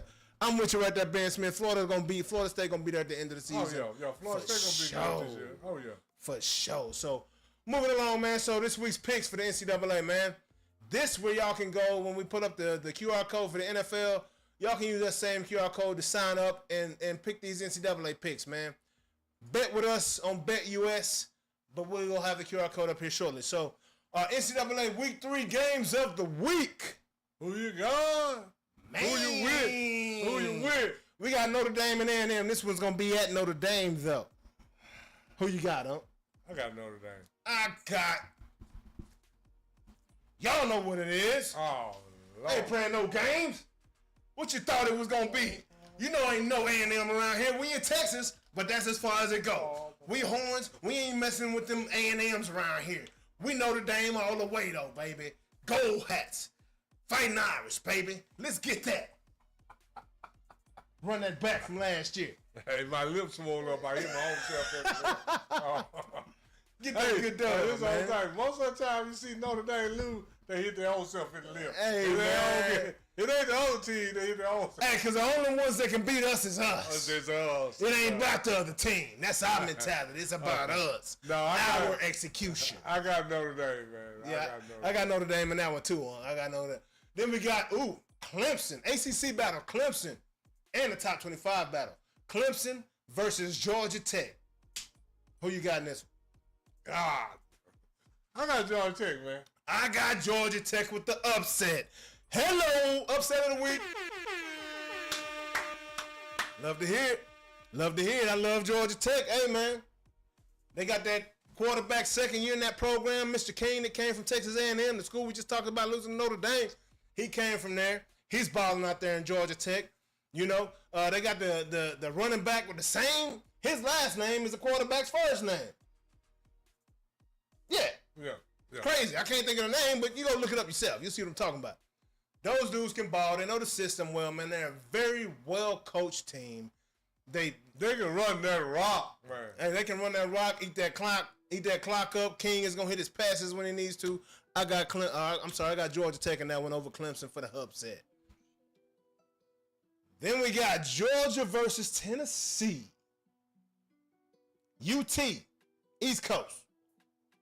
It ain't but one UT. East Side. It ain't but one UT. Well, they call themselves UT. They can call themselves what the hell they want to. Well, the volunteers. Yeah, the volunteer. Yeah. Because you volunteer to get your ass whooped. Because Georgia gonna whoop. No, I don't care what. Say, man, they just started that UT stuff. They have always said the University of Tennessee. Yes, sir. They have never went under UT till the last 3-4 years. Yeah, they got that big ass team. You ain't you. If you go around the world and say UT, University of Texas, baby, hook 'em. I guarantee you 99% of the people gonna say University of Texas. Hook 'em. They don't even think of Tennessee. Hey, my boy but anyway, Georgia gonna whoop your ass just for that. My boy from Denmark, on the Cowboys. My boy Philip. My boy say I went to UT. I say University of Texas. He said that's the only UT. He said yes. That's the only. He looked at you like that's the only UT it is. I ain't the only UT. Period. Don't get it twisted. So I got Georgia. Absolutely. Jamal Lewis and Peyton Manning ain't there no more. That's the only time they could have been UT. Yeah, man.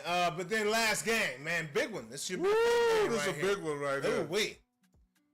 Colorado, see you. Shout out to that boy Ray Forsett, my other teammate.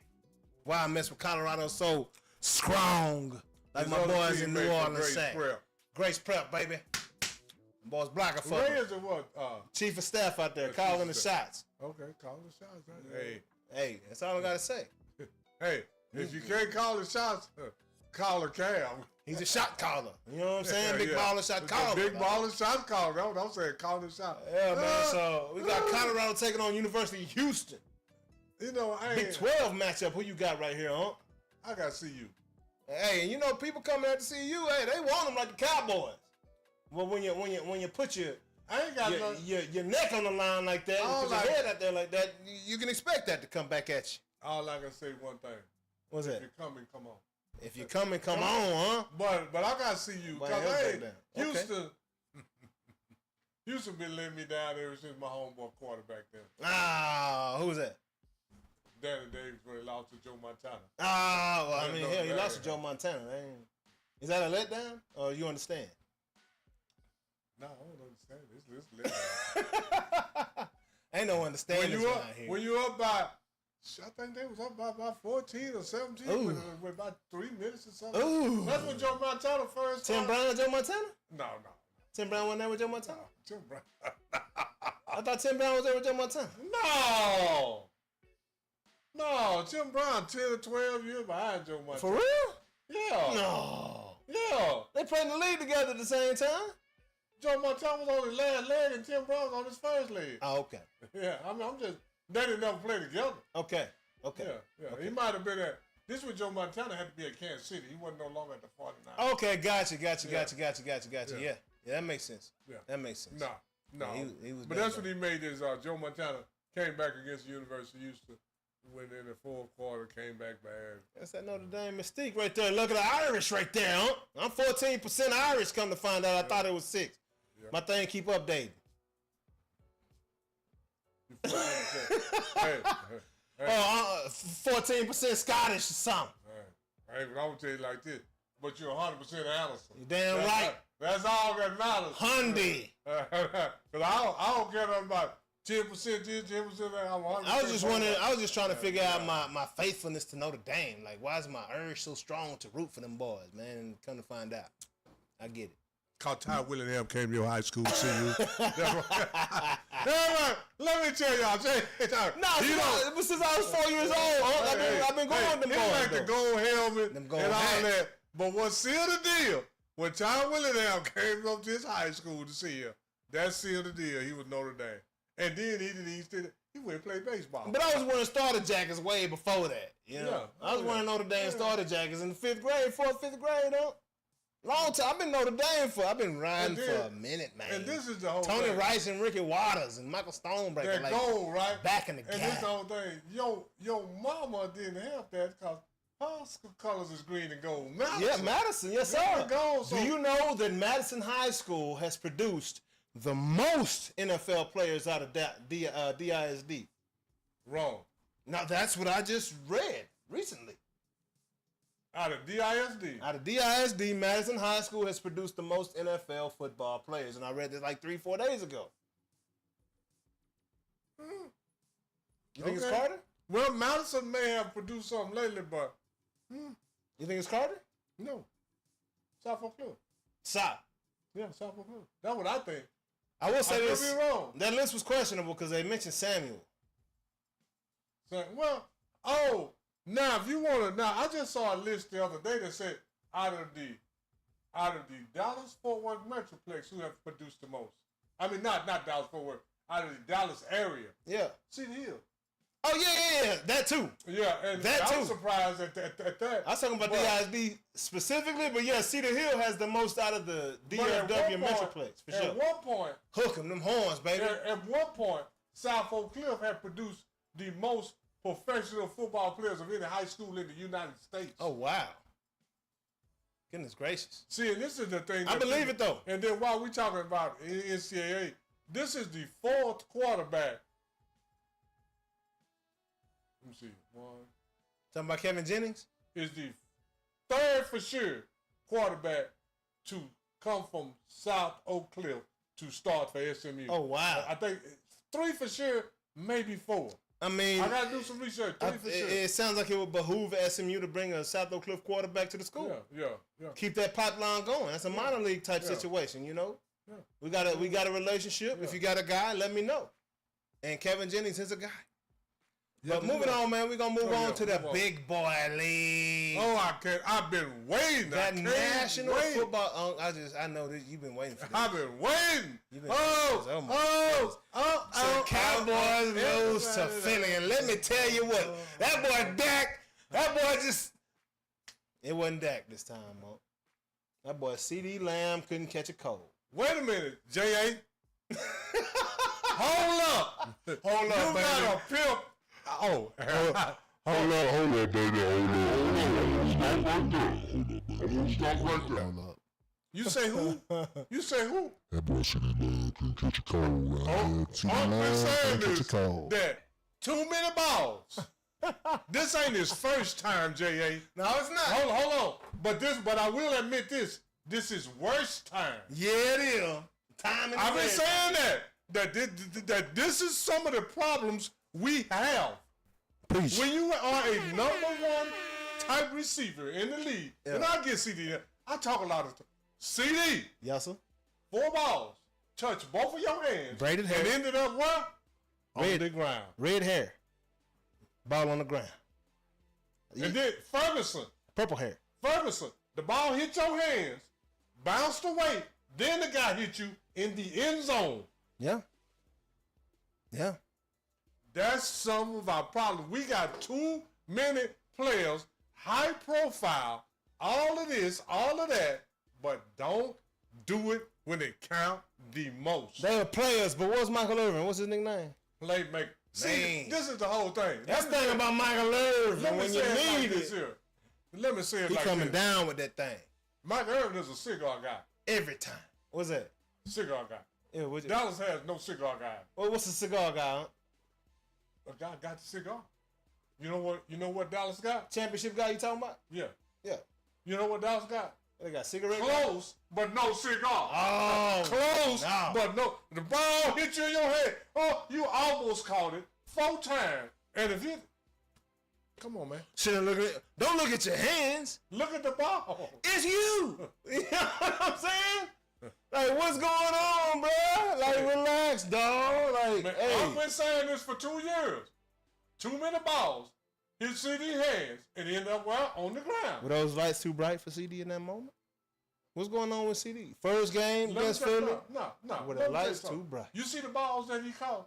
Yeah. When he wide open and then running for yak, he can do that. But when it's a tussle with some touch and go situation, yeah, it usually go. He don't touch. Man, I'm just telling you what I done seen over the years. I've been complaining about this, and then this is just what people got to realize. I used to like CD. I was a big fan, but he's real soft. I want CD to catch every ball and touch his hand. I want the Cowboys to win every game, but I'm not going to lie for you, CD, and I'm not going to lie for you, Cowboys. Man, CD, too many balls touch your hands, hit the ground. Dez Bryant, Michael Irvin, Drew Pearson would never put red braids in their hair. Not no 4 times. Or purple. And every last one of those 4 passes, Mike got dreads, but he ain't going red. You know, he ain't going purple. Those were critical passes. One was the first one he dropped down by his knees. That was on 1st and 10. You missed the pass, which would have got you 8 to 12 yards. Just depends on, even if you'd have got dropped right there, that would have been 8 yards. And then the next one, where you did the turn in route and the whip between your hands. And then the other one, where it hit your hands, you would come across the middle and you seen the guy at the corner of your eye and it bounced off your hands and neither one of them hit you. If you'd have caught the ball, you could have ran for a touchdown. And then when you dived, everybody always talk about that. But this is the thing. When Dak threw that ball, that's the only place he could put it because the safety was coming over and the corner was here. So he had to throw, and you dived and we talking about used to could. I used to be a CD fan. Used to be. You got to do better, my brother. But hey, with more information, I got better knowledge, better decision making. I don't mind getting, I was a ride or die for CD at one point. We can get rid of CD at this point. We don't need guys like that.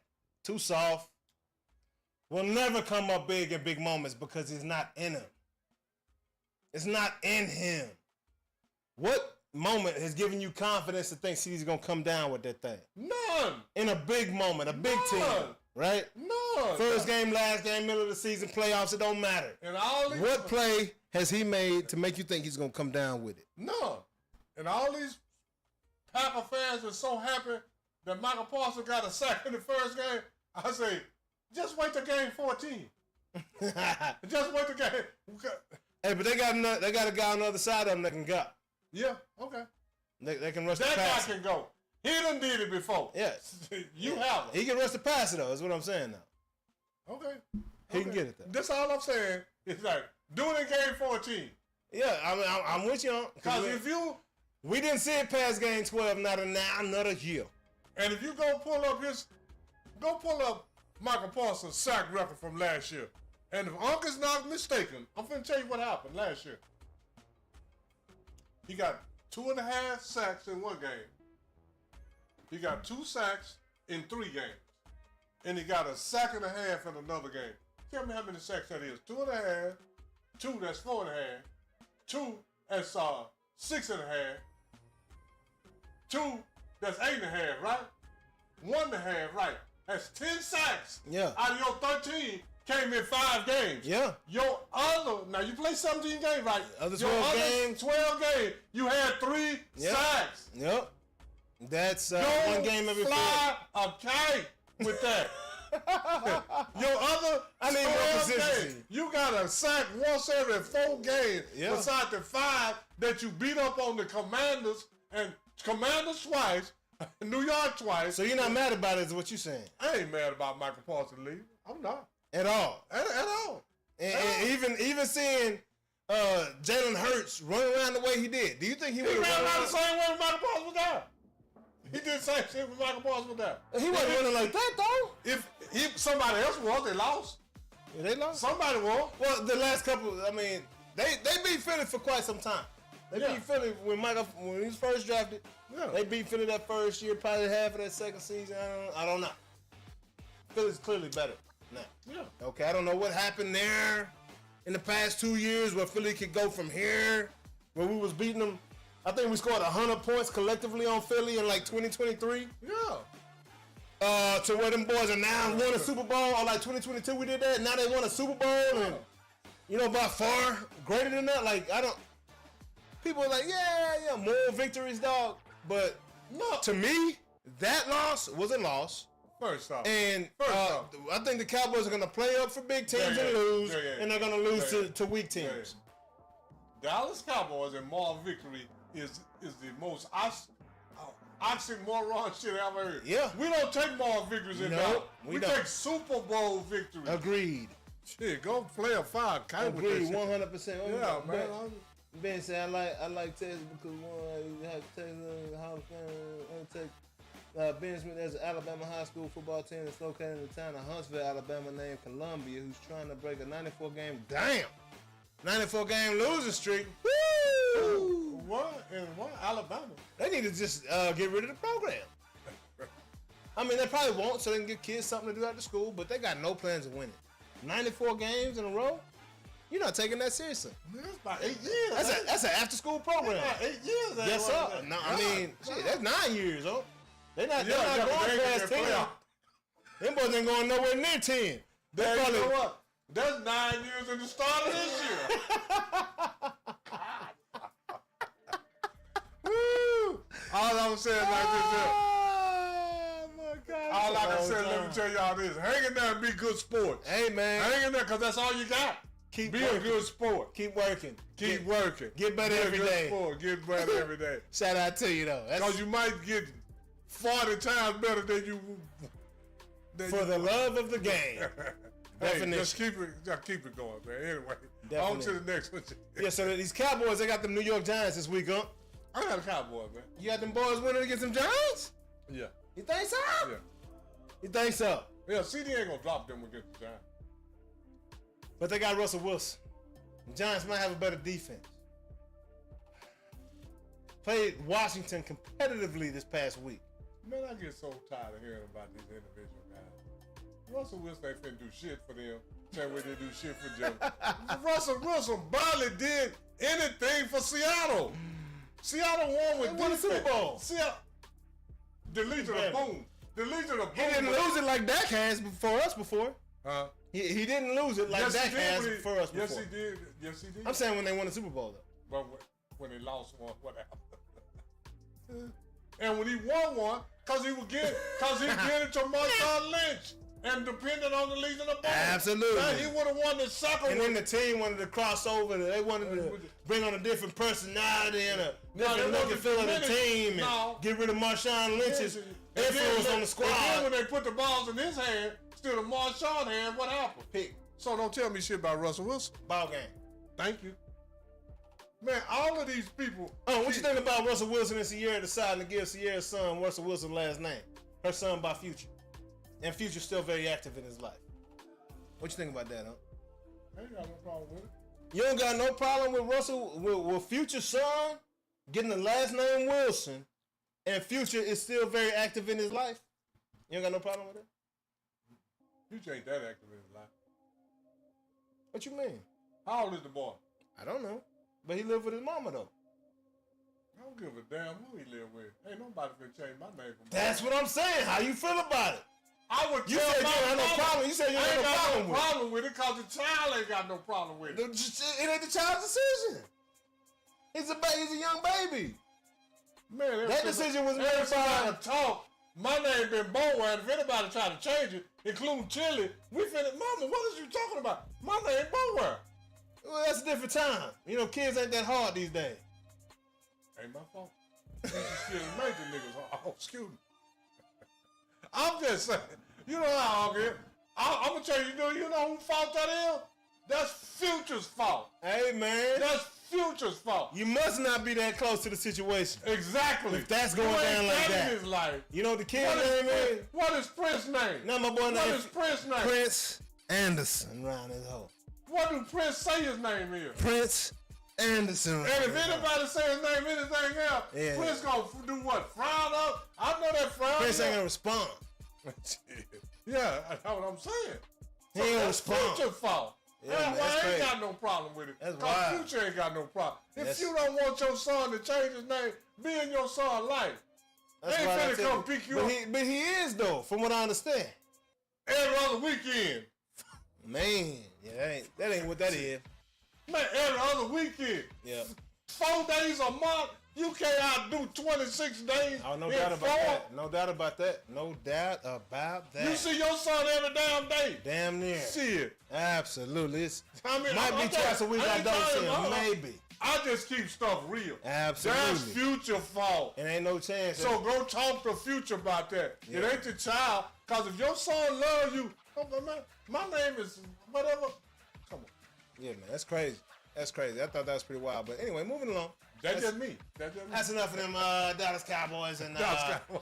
yeah, back to Micah being Micah. Micah got his first sack for them Green Bay Packers. What you say? You say wait to game 14? Not surprised. You don't think it's Wait gonna till game last? 14, He got a better cast and crew around him. He got a better owner staff. He got everything besides the comfort and convenience that the Cowboys bring. Yeah. No longer have. I don't think we're gonna see Micah on podcast no more. No, because who's gonna watch it? Because he ain't a Cowboy. You know what I'm saying? Like all that's gone. So Micah gonna get to play straight football right now. Yeah. That might help him. What's a better deal? 150 million with the Cowboys or 188 million with the Green Bay Packers? What's a better deal? 150 with the Cowboys. Absolutely no state taxes. Because first off, no state taxes. Yes, sir. That's the other. That'll make up 20 or 30 million of that money right there. Yes, sir. And No, plus, no state taxes. yes, sir. Plus your podcast. Yes, sir. Look, go talk to Dak Prescott and see how he made over $100 million. Dak Prescott has made almost as much in endorsement as he had with the Dallas, maybe more than he had with the Dallas Cowboys. Oh, my God. Because he had made over $100 million when he was negotiating the contract. They said, well, why Dak ain't in a hurry? He Yeah. made $100 million. I mean, my boy blockchain.com. My boy got Sleep Number. I mean, all the advertisement, all the ways that Jerry can sell and promote his player to these other companies. Absolutely, man. It's a value. Green Bay doesn't have owners. No. Green Bay's owned by the people of Green Bay, Wisconsin. Now your agents got to go seek out all that. Now your agents got to do the work. Now, when you with the Cowboys, people seeking you out. Your agents ain't got to do nothing but answer the phone. Good luck. Oh, you want Micah Parsons? And they say Michael tried to come back at the end and try to get a deal done. They was like, it's too late. What I say last week, Jay, what I said about Jerry, What's that? he a billionaire full of bourbon. Yeah. Oh, ain't messing with Jerry. Don't care. Jerry got money and he full of that all. Hey, before that all hit his lips, he might give a damn. But Hey, it's no, soon. very little. He might. Yeah. And if he do it's most on accident, still on purpose. He might. And you got to catch him on a special day when he had that coffee and he's at his peak right before he hit that first hit of yak. First You know what I'm hit of saying? that bourbon. That bourbon. That Kentucky whiskey. Right. Straight. No Straight. mixer. Straight. I'm telling you what. Neat. When they was sitting across having dinner from me from 2 tables over, that's what I kept. I said, damn. Sip on that thing. Hit that thing. I'm looking. Huh. And That boy wrist strong. strong. Hey. And when he shake your hand, when he said, when he with that gravelly voice and shake your hand, that's a darn deal. Yeah, hey, shout out Ben Smith, man. Hey, shout out Ben Smith. Hey, Ben, you one of the realest, bro. All the time you here with us, bro. You've been messing with us for a minute, bro. Always bringing your information, your comments. Love it, bro. Appreciate you tapping in. Anybody else out there watching right now, I don't know what's going on with the channel. I think we're being punished because they accidentally let us loose and 100,000 people liked their stuff a couple times. That's average duration. Oh, okay. Yeah. You know what I'm saying? So it's like, hey, Ben, appreciate you tapping in, man. I wish you would have gotten the fantasy football league this year, bro. Ben, we got to get you in the fantasy football league next year. You mess with us, bro. You very knowledgeable. I know you're a lot of fun. I know you know the game. It'd be great to have you in, bro. But yeah, man, this is Micah being Micah. Shout out to everybody tapping in. If you haven't already subscribed to the show, this is Noonish Sports and Tech, man. Go to YouTube if you're not there already, man. We're also on YouTube, Twitch, TikTok, and Facebook, man. Tap in, follow us, man. Tell somebody about us. Share this thing. Share the show. We're growing organically, man. We've had a nice little boom here recently.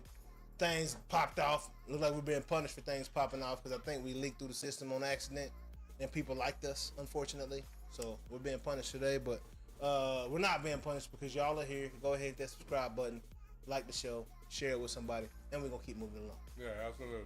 Keep this thing rolling. Kansas City Chiefs took on that boy Jim Harbaugh and them LA Chargers that might go undefeated this year. What you think about that? Them Chiefs taking that L. We both picked the Chiefs to take that dub. Coming off the Taylor Swift, Travis Kelce, and then the LA Chargers went in there and just spoiled it. Yeah, think about it, though. This is the first game. And the Chiefs, man, in the NFL, your swagger gonna only last so long. Oh, yeah. I remember that. Oh, yeah. And the Chiefs is losing a little less swag.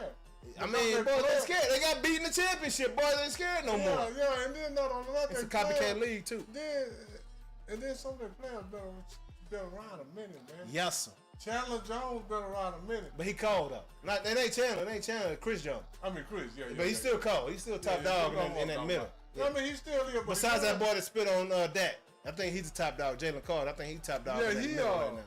And then Chris Jones. Jones been around about 12 or 13 years. Yeah, but he a dog. And this is what people don't realize. See, Travis Kelce was at Kansas City 4 or 5 years before Pat got there. Yeah. So he been in the league for a minute. Boy, knees hurting. Yeah, so you know. And his brother retired, and him and his brother was in Cincinnati together, so they close to the same age. Yeah, within a couple years of each other. So Travis ain't what he used to be. Yeah. And then he still got something in him though. I say wasn't what he used to be. Yeah. I didn't say he washed up. He's still up echelon in that tight end space. Oh yeah, absolutely. Top 2 or 3 tight end. But right now he's not quite Mark Andrews. People have kind of lost a little of the fear of the Chiefs. Absolutely, luster. Yeah. Chiefs have lost a little luster, and then it's easy. You know, it's easy to lose a little luster when you lose a step or step in the hand. Well, it's a half a step or a step. And when you have a coach that is a mad scientist and understands that you're only effective if you have the ball in your hands. Yeah. So a lot like who's that we were talking about? They ran the ball well and kept the ball out of the other team's hand. Georgia Tech. Yeah. A lot like Georgia Tech and Colorado last week. Right? The Chargers kept the ball in their hands, kept it out of Pat's hands. You're not gonna stop Pat Mahomes. See, but this is how do you stop Pat Mahomes? Don't let him have the ball in his hands. But this is the thing. Sustain long 9-minute drives. What's that linebacker for Kansas City? Elefino. Is it 57? Whatever. What all those start with a T. Yeah, the one that him and Jones was Taylor Gula. He got a funny name. I can't think of it right now. You know, him and Jones was arguing during the game. Yeah. Did you see that? Oh yeah. Somebody missing an assignment. So they even lose a little luster with each other. Absolutely. Because this is the thing.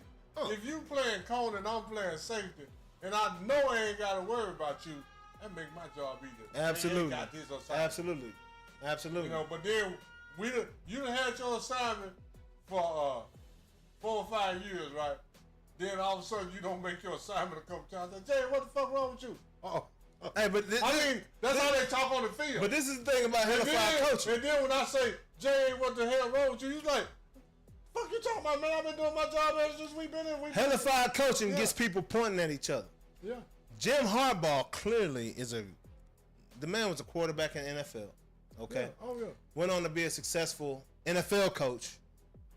Went to the Super Bowl with the 49ers. Didn't win. They lost, but went. Right, with Kaepernick. Yeah. Okay. And then went on to the collegiate space and won a national championship after years of trying to figure that out. That's a different game because you have constantly recruiting. You don't have guys sign up for 5 years, 4 years, whatever. Yeah. Different game in college and NFL. Then he comes back to the NFL. Jim Harbaugh is a mad scientist that has a formula that works. Yeah. And he's a quarterback. And it's not like Herbert is Trent Dilfer. Like, the guy, if you wanted him to back up and throw that thing, he can do that. But he's treating him like Trent Dilfer right now. He's treating him. He's managing the games. He managed that game properly. Yeah. Right? And this is the second year with Herbert, right? Yeah. So Herbert understands his coach now, understands the pace, understands the expectation, which now, last year, he was trying to figure it out, right? Now, there may have been an expectation here, but Herbert was still here trying to impress. Now everybody's on the same page, and we can execute this game plan at a higher level, right? Yeah. That's how I see the Chargers working out. I think that's going to be a hell of... I think the Chargers... They may be the team to beat in the West right now. But Denver's also going to be very special, too. The AFC West has the best coaches in the NFL competing against each other. No doubt. Hands down. Pete Carroll. Andy Reid. Pete Carroll is coaching the Raiders. Raiders. Jim Harbaugh. Jim Harbaugh and what's the other team? Arizona. Whoever's in Arizona. Yeah, I can't. But those three alone. Pete Carroll, Andy Reid, and Jim Harbaugh. Yeah, you're probably right, but this is the whole thing. This is what I believe personally. The higher you go up, less the coach you got to do with it. And the reason that Jim Harbaugh is you gotta have players now for sure. Yeah, it's just that he got a good quarterback. You said the higher you go up, the less the coach has to do with it? Yeah. Oof. In high school, coaching is about 70-some%. Yeah. If not 80. College, about 40 or 50. Pros, about 20. That's hard to say. Because I think it's harder as you get to the pros because you got, this is the best of the best. Everybody got athletes. Okay. Everybody got athletes. And I think that's why Bill Belichick was able to, in that moment, dominate the way he did. Okay. I think, certain coaches in their moment are going to dominate the league. Only because they got... Whose moment? Is it Andy Reid's moment right now? Or is it my boy up in Philly right now? But this is the thing. Or, whose moment is it right now? I think it's Andy Reid. I think it's Andy Reid's moment over anybody right now. When Andy Reid had his moment, he had Kelsey, he had Mahomes, he had Chris Jones. He had the players to have your moment. Yeah. I don't care how good you can coach. Yeah, no doubt. To have your moment, you better have some good players. Kareem Hunt, Tyreek Hill, on the team. Absolutely. Xavier Worthy, he would go on and on. Got to have guys. Got to have guys. Yeah, you got to have the guys.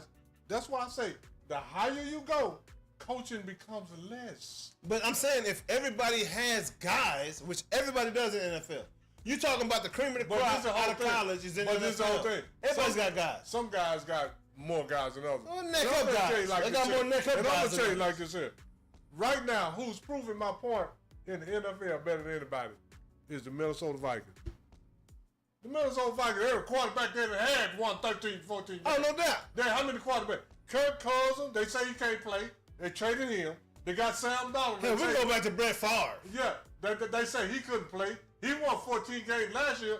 So, this is all I'm finna say this right now. I know I'm jumping the gun. Don't tell me shit about no damn J.J. McCarthy when he went to a 14-game win team, which with the last 4 quarterbacks that they had to win 12, 13 games. So don't bring up J.J. McCarthy to me. Bring up the organization. That's bring up the organization. Winning. That's who's winning.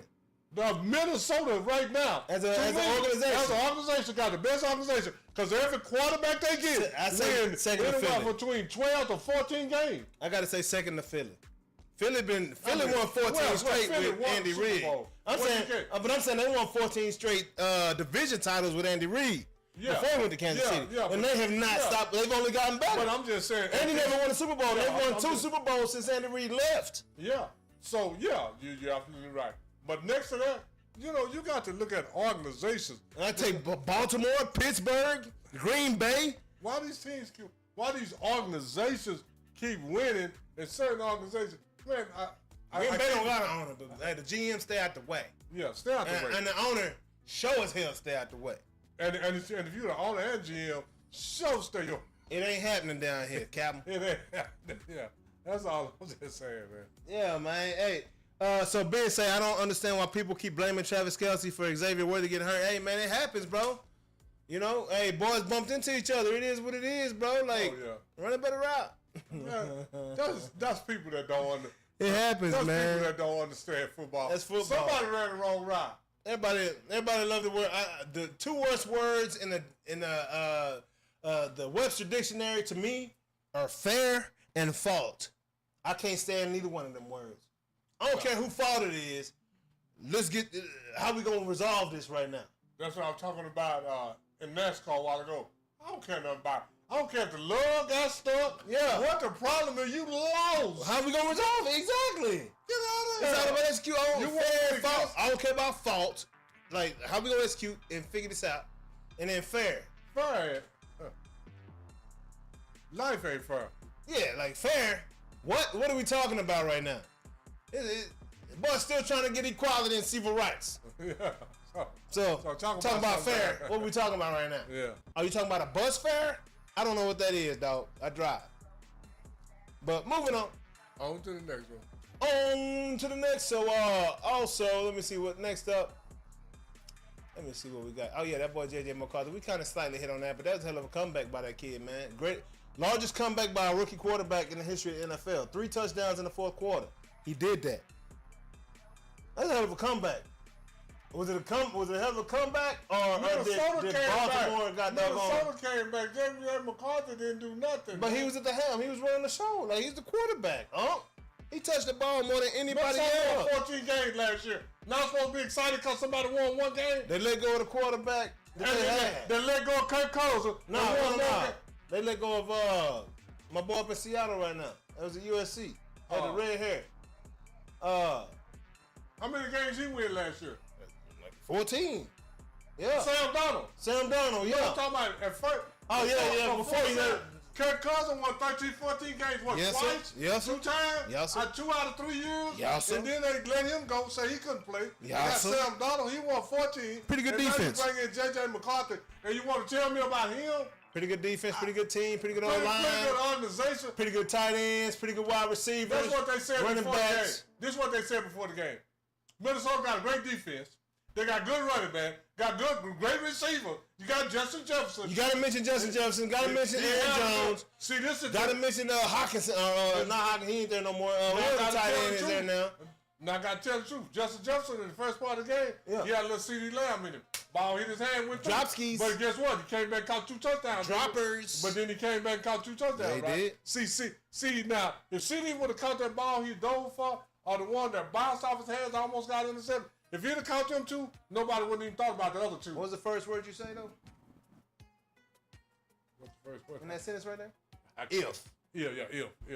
If. So all that, man, you know. If it was a fifth, what? I'd probably be leaning sideways. Lit right now. Yeah, you know, that's all I'm saying, man. So all that, don't tell me about J.J. McCarthy that came back when you came to a 14-win team. And now they're going to tell me about you. And then before that, they had another quarterback, won 13 games. So every quarterback they get, look like they finna win, 13, 14 games again. Sound like they got pretty good defense up there. Sound like they got a good solid team. Pretty solid team, around special one player. teams. You got a solid team around one player. A safe place for a quarterback to go and grow. That's what it sounds like. He's got professionals all around him, man. So it sounds like you down there could have got about 20 quarterbacks and put on Minnesota. No. Sound like to me. Now, I know this your favorite team to talk about. Them Bills and them LJ8s, them Ravens, them Lamar Jacksons and them boys. Josh Allen versus Lamar Jackson, man. Hey, I stopped watching the game because I was like, oh, the Ravens got this. I went to bed. I did too. I went 34-19, and then the Ravens. Over. And then this what I seen. I seen Buffalo punting with 30 in the fourth. And that's what I kept. I was like, it's a wrap. It's about 5 or 6 minutes left, right? It's a wrap. Then the next day, guess what I seen? Ravens lose. What's that? Number 22. See, everybody think I be tripping. But Derrick Henry? What I said last year, Derrick Henry ain't no Walter Payton, man. Don't you remember when I said that? Yeah. Come on, man. You ever seen Walter Payton fumble at the end of the game like that? No. Come on, man. No. Come on, man. I mean, it gotta be closer. It don't matter if it's game 1. Hey, you do a habit is a habit, dog. You know what I'm saying? In game 1, game 6, game 8, game 17, Super Bowl. That's what we see right now, dog. That's our last memory. Can't fumble in the fourth In quarter. a big moment. Can't fumble in the fourth Can't do quarter. it. Can't do it. Can't do Man, it. this the whole thing about this whole thing. I ain't gonna say Walter Payton never fumbled. Not in that moment. Emmitt Smith. Not in that moment. I can't recall one. I'm just bringing somebody back from Emmitt Smith for Relevance, recently. yeah. Come on. Absolutely. I mean, somebody that did something. I don't even remember Barry putting the ball on the ground. Not in that moment, but yeah, man. No, That was a bad moment too. That's a horrible loss, man. The Ravens had that game, should have won that game. Hopefully, it don't come back to bite them, but I'm sure in some way, shape, or form, whether it's wild But you card, know what, though? a home field advantage, or something, man, that could absolutely come back and get the Ravens. But you in know, the this is season. the whole thing about the Ravens. Kind of like glad they lost. Because the Ravens been winning all big games except for playoffs. Oh yeah. Think about it. They'll be Buffalo in the regular season. Yeah. Kansas City in the regular season. Yep. Man, stop. Stay Get hungry, their ass dog. when it count. Stay now hungry. don't beat a whole bunch of other teams. Get in the playoffs. Okay, Buffalo beat you last. Switch with them. Stay hungry. Yeah, stay home, man. I mean, that's just me. Stay hungry. That's all I got to say about that. Stay hungry. Don't get satisfied. Don't you ever get too Robert Thicke comfortable and Lil Wayne. Comfortable. Don't get too comfortable, man. Don't You know what I'm saying? Like, come on now. I got to finish that game out there, Henry. It's all good. Take it as a lesson learned. You took that L. Lesson learned. Took that L. All them L's right there, man. But hey, it is what it is. Hopefully it won't happen later on in the season, man. But great game to watch. Very entertaining. Lots of scoring. Not as much defense. Kyle Hamilton, you know, he didn't get scored on all year until the Super Bowl a couple years ago. He got scored on right now. First game. You know what I'm saying? She ain't got to worry about that. Yeah, he did. I seen that. I was like, damn. Notre Dame, baby. Let's go. But moving along. So, on to the picks of the week, huh? Rapid fire. Now, ladies and gentlemen, you can go ahead and hit that QR code right there and bet with us on BetUS. You hit that QR code, sign in, sign up with BetUS, man. And then you can bet with us every week, man. We're going to give y'all our picks. We're pretty solid on this thing, like just straight up, man. Got to be over 75%. I'm just saying, I don't know. I'm just guessing. You know, but we're going to keep this thing rocking. Pretty solid. Yeah, we pretty. I know in the college for sure we was like 90% all season last year. Yeah. All right, NFL a little tricky at times. You know what I'm saying? Yeah, a little tricky. But we're gonna give y'all our picks right now. Rapid fire on who you got. Who you with? Commanders versus Packers in Green Bay. Who you got? I got the Packers. Man, I got. Whoa, wait a minute. I got the Commanders in that one. Up. I got the Packers in Green Bay. In Green Bay, you got the Packers right now. It's September still. Green Bay advantage come December. This is gonna be a good game. It's gonna be a good one. Well, I'm taking the Packers because they're at the high. All right, I don't got the Packers. I got the Commanders in that one. And it's early season. Micah Parsons gets a sack. He gonna get one sack at least. Early in the year. No. Jaguars, Bengals. Who you got, huh? Who? Jaguars. Travis Hunters versus the Joe Burrow. And Travis had a hell of a game. I got the Barrow. First game. Shout out Travis Hunter. You got the Bengals in that one? I got the Bengals. I'm going to go with the Young Bucks. I'm going to go with them Jags in that first one, man. Upset in Cincy. I hope Travis don't try to get on Jamal. It's going to be ugly. I don't know if Travis is going to even play defense at this point. Yeah, I can see Travis playing more defense in the latter half of the season. Yeah. I really think a lot of these teams, especially with their Jamar Chases and Tyree, these go-to guys. Don't do early it in the season. Don't do it. First 4 games. You're going to destroy the ball elsewhere. Yeah, you're going to destroy his confidence. Don't do it. Throw the ball elsewhere in the first 4 games. Put him on the offense and let them get them boys out. I think Travis can do something with it. I think it'd be a nice little battle to watch, man, but I don't think they're going to do that. Yeah. Not like that. Then we got the Cowboys and the Giants. Who you got on? I got the Cowboys. I got them boys in this one too, man. Those are 2 wins I did expect to get. We might only get 3 or 4 more on the rest of the season, but I did expect to get those 2 against the Giants. Lions and Bears. Who you got on? I got the Lions. I got the Lions as well on that one. I'm with you on that. Rams and Titans. Who you got on? Titans 0-1, Rams 1-0. Rams and Titans. Oh, I got the Rams. I ain't got nothing for the Titans. I got the Rams too. You got that Highland Park boy. That D-Town, Texas, man. I want to see Cam Ward play well and continue to develop and progress, but I got the Rams. Titans is next to Cleveland for a quarterback to die. Titans are killed. They almost been quarterbacks in Cleveland. Oh, for sure. But they got rid of Jeff Fisher. They also got rid of my boy that's up in New England now. So, quarterbacks. No, they didn't. No, they didn't. Yeah, all them boys you talking about, they were going when Marcus Mariota came, right? You're right. Yeah, okay. You're right. Titans is... No. Patriots, Dolphins. Who you got, huh? God.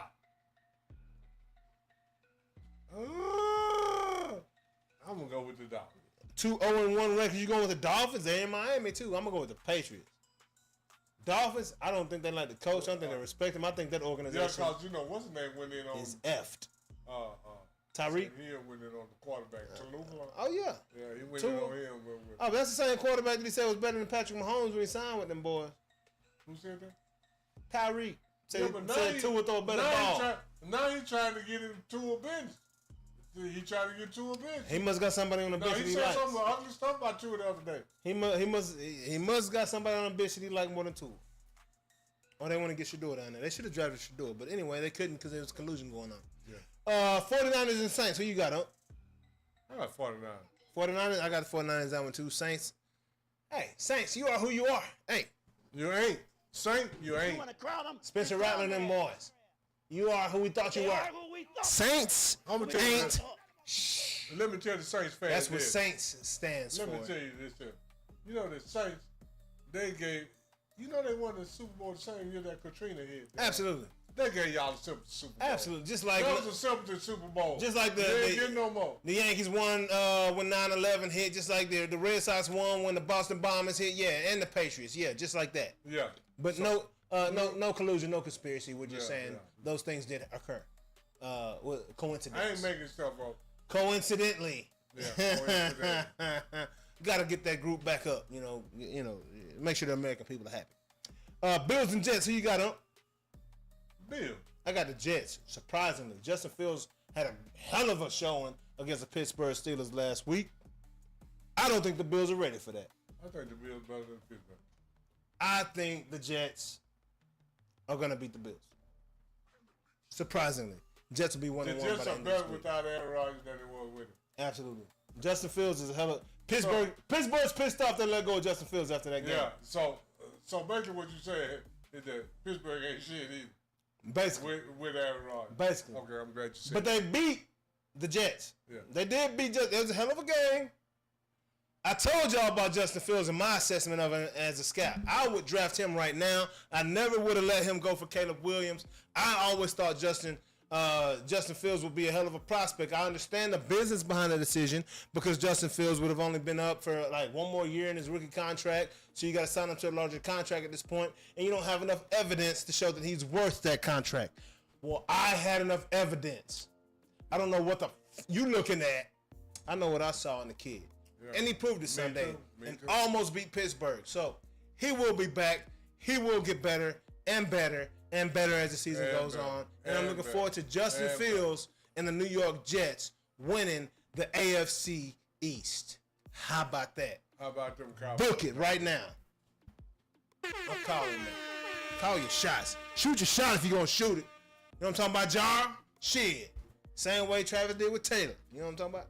Shoot your shot. Shoot your shot if you're going to shoot it, dog. Hey, I'm going to say this right here. Shoot your shot whether you got a woman or not. Period. Shoot your shot, dog. Whether you got a woman or not. Because you miss 100% of the shots that you don't take. Because this is the whole thing. If Travis would have never shot his shot with Taylor, even though he had a woman already, he wouldn't be in the position he is. NFL would have been down a couple $100 million. Boy. Kansas City Chiefs wouldn't have been getting that publicity. Yeah, absolutely. Travis might have retired already. You know what I'm saying? I'm just saying. He got a reason to stick around for a little bit longer. My boy endorsements is coming through. Come dine and come through. Yeah, absolutely. Come dine and came through. Yes, sir. Yes, sir. Yes, sir. So, moving on. Next up, who's the last one? Did I say? Anyway, let's go rapid fire for the rest of these judges. Seahawks and Steelers. Who you got, huh? I got Steelers. Steelers. I'm taking the Steelers as well at home. Browns and Ravens, who you got in Baltimore? I got Ravens, man. I got the Ravens in that one as well. It's going to be a good one. Unless Shador play, I still got the Ravens. Broncos and Colts, who you got? Daniel Jones came out and balled this past week. Broncos and Colts in Indianapolis. I won't got the Broncos, man. I'm going to take Sean Payton and them boys, man. You got to go with coaching in that type of predicament. Yeah. We ain't got nothing else. Yeah, Carolina and Arizona Cardinals. Who you got? I got Arizona. I got Carolina. They're at Arizona, but I got Carolina in this one. I got Arizona. I feel better about Carolina's defense than I do Arizona's. Is all that. I feel better about Kyler Murray than I do about Bryce Young. But Bryce Young was balling towards the end of the season, huh? Yeah. But won 4 games last year towards the end, more than Dak did all year. Eagles and Chiefs, who you got? Ooh, that's a good game to watch. Talking about Super Bowl get back. Let's go. Where they at? In Kansas City. I got Kansas City. Yeah, Kansas City winning that one? That's going tough. I'm going with Kansas City because I hate Philly. D-Town to the front. Kansas City can't. Dallas, Texas, baby. Boy, if Kansas City go 0-2, boy, you're in a bad way. Hey, the only thing is, Bill Belichick done went 0-4 a couple times and won a Super Bowl. Who else have? I don't know. Okay. But, copycat just because he did it don't mean you can do it. I don't take that chance. But I think a lot of teams realize the first 4 games is still evaluation since the preseason is shortened.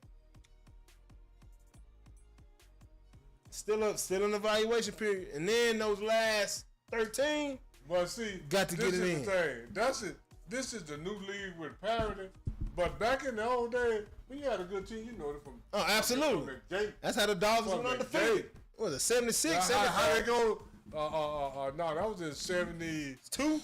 They were 17-0. Yeah, come on, man. Yeah, at the blocks. Yeah, they knew what was up and expected to win every game. And did. Falcons, Vikings, who you got?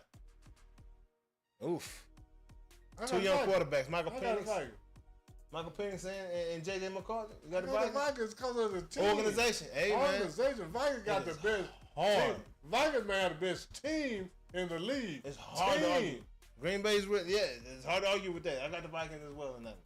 Now, sometimes if your teams is close and you got a better individual, like if your team is close and you got Barry Sanders, hell, I'm gonna go with the one. Absolutely. You know what I'm saying? But all day long. Yeah, I gotta go with the Vikings in that one. Consistency pays off. Consistency pays off. Buccaneers and Texans. Who you got in that one? Ooh, we got the Baker Mills versus Baker Mayfields. Das my guy. That's to the CJ Stroud. Baker won last week, right? Yeah, sir. I'm going with Baker again. Them Baker Mayfields. Them Baker. Week 2. Hey, man. Baker's one of them dudes that if the game is like I just said, wanna be a baller. If the team is close and you got Baker Mayfield, I'm taking you. Shot caller, 20 in blade, Horny and Paula, caller getting lit tonight. My swisher roll tire got spreading. I hit the highway, making money the flyway, but it gotta be a Baker May, a Baker May. Yeah, hey, Baker Mayfield all day, dog. Gotta go with Baker May, dog. Baker one of my favorite players in the league. Got to go with Baker May, dog. Yeah. Hey, Baker hit you with the. Baker hit you with the looking at that. Baker got a little sauce. No, I like Baker. I like Baker. He's a baller. Cause Baker is like this here. If the game is close, give it to me. Man. Put it in my hands. Man. I mean, anytime somebody say, give me the damn ball. Yeah. Hey, this is thing. I see Baker say, give me the ball. Then when you get it to him, he do something with the ball. Do something with it. Gotta do something with it. Yeah. Hey, my boy paid the cost to be the boss. We should last. Yes, sir. Mess with Baker Mayfield all day. I got them Baker Mayfields winning that one. Chargers and the Raiders, man. We got them Jim Harbaugh's going to get some Ashton Janties and them Tom Brady's. Who you got now? Chargers. I got the Chargers in that one too, man. Squad. Hey, Pete Carroll out there coaching them Raiders. This is his first year, but this is the second year Jim Harbaugh been implementing his plan. Hey, I'll tell you like this. Pete Carroll got a good running back. Oh, hell yeah. Pete Carroll good with a good running back. Absolutely he is. But I think he's more of a threat week 8, week 9, week 10 than he is week 1. All he need is a decent quarterback. Yeah. Because Russell Wilson proved that. No. Man, boy, hey, 5'7". Yeah. I'm talking about, I don't know if he's 5'7". But yeah, man, that is this week's Bet US, Bet With Us picks of the week, man. Yeah, man, y'all slide on over there and do that dang old thing, man. Hey, just real quick, man, Noonish Fantasy Football League been popping off. We got the league going this past week. It was not very good for me. That boy Yuzerski beat the brakes off me by 60. Went up 250 to 192. John's team got a win this week over Unk. 252.7 to 248.3. Jaws 1-0. Yuzerski's 1-0. Mr. Punch, Goo Punch, went out and beat Trip the Ghost, man. Not Trip. Mr. Roy Pfeiffer in the building. Beat that boy Trip 230 to 185. I think that was the playoff matchup last year. And then we also have Mark's magnificent team that went out and beat Big Booty Judy. It's in Jared Judy. Miss Christiana Yerba, man. Beat her 232.9 to 214.8. Great name. And then my boy Jonas Bull. I swear he's cheating. My boy's projected to get 500 points this week. Who the hell's on his team? I don't even know half of the roster. And they projected to get 500 points. Jonas, what you got going? Man, the AI made me do it, dog. Yeah, you got something going on over there. Taking on speed kills Ray Edwards this week, man. Projected to, you beat Ray by damn near 80 points, man. Jonas, I don't know what you got going on. You was projected to get 500 points last week. You projected to get 500 points this week. Hey, bro, my odds ain't looking good. Is all I'm saying. Jonas, is all I'm saying. I would say this. Jay figured it out. Jonas is right now probably the most technologically sound person. Hey. So, Jonas, I don't tell what Jonas doing. This is Noonish Sports and Tech for a reason. Jonas, we got some Texas around here. Jonas is a tech geek, man. And do not let him fool you. Got his chops too.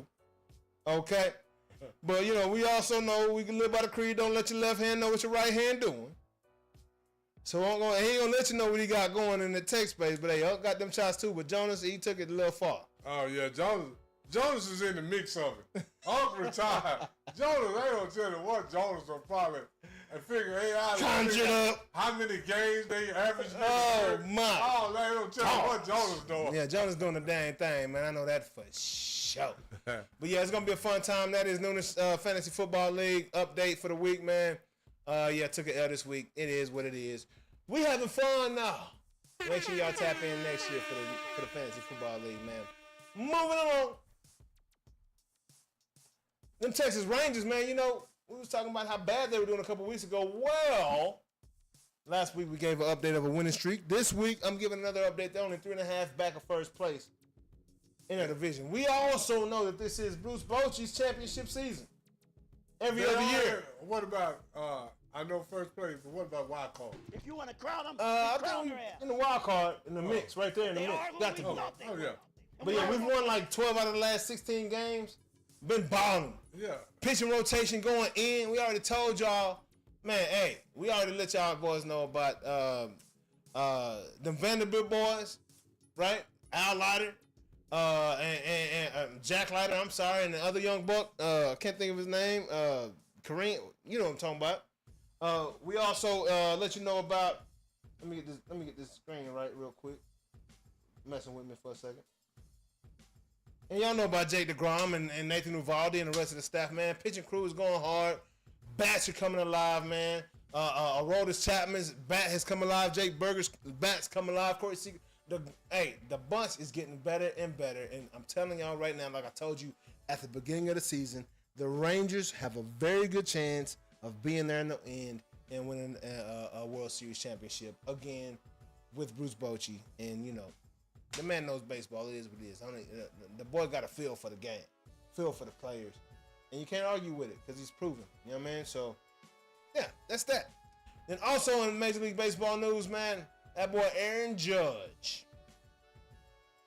He's been in the league a couple years now. You know, not too long at this point. But he went out and tied and passed Yogi Berra's home run record. So, not record, but he's passed Yogi Berra. So he's now number 5 in all-time New York Yankee home run history, which is very significant.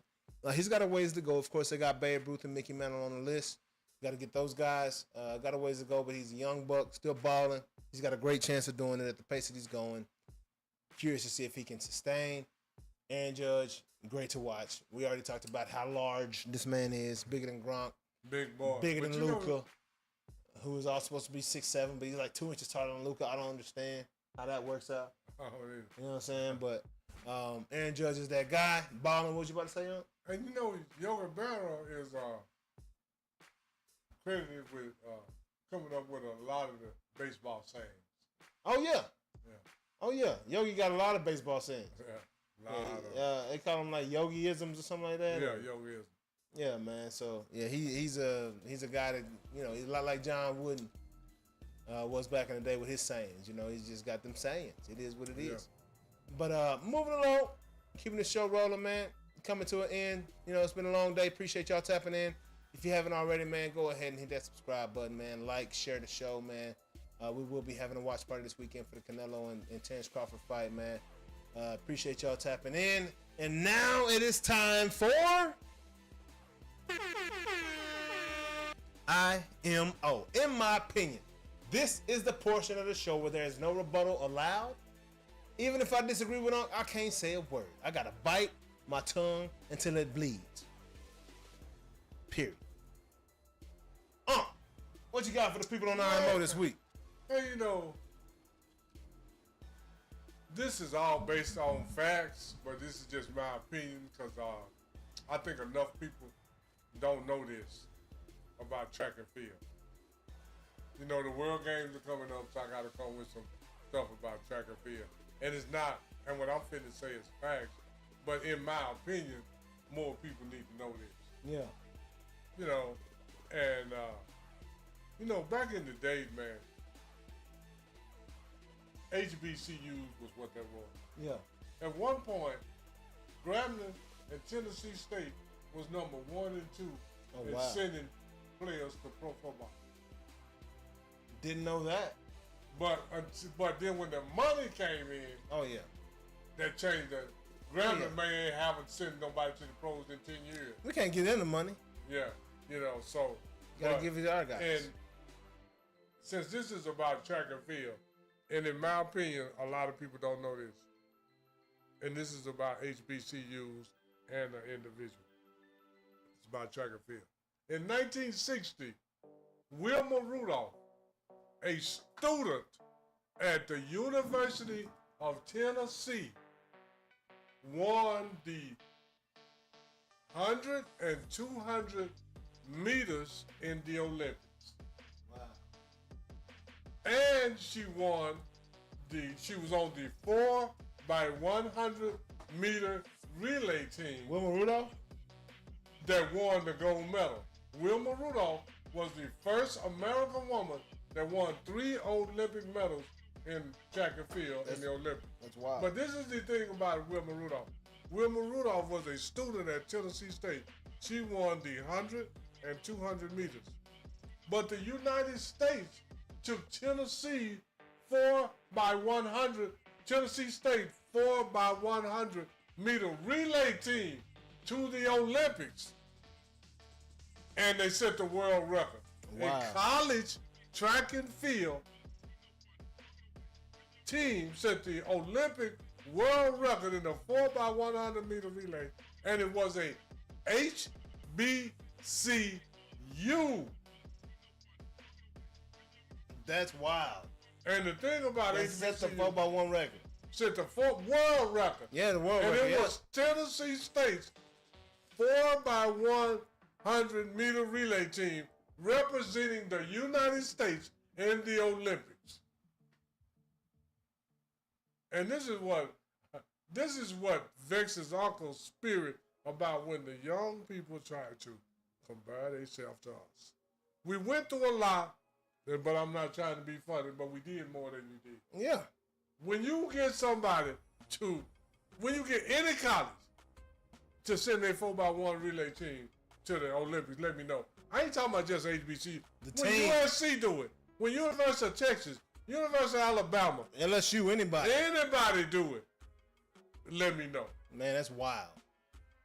That's wild. So you know when all the young guys say, "Oh, he did something that has never been done before," that's why I'm gonna get 2 thrilled by that. Cause do you know how much stuff that I have seen that ain't never been done again? You know.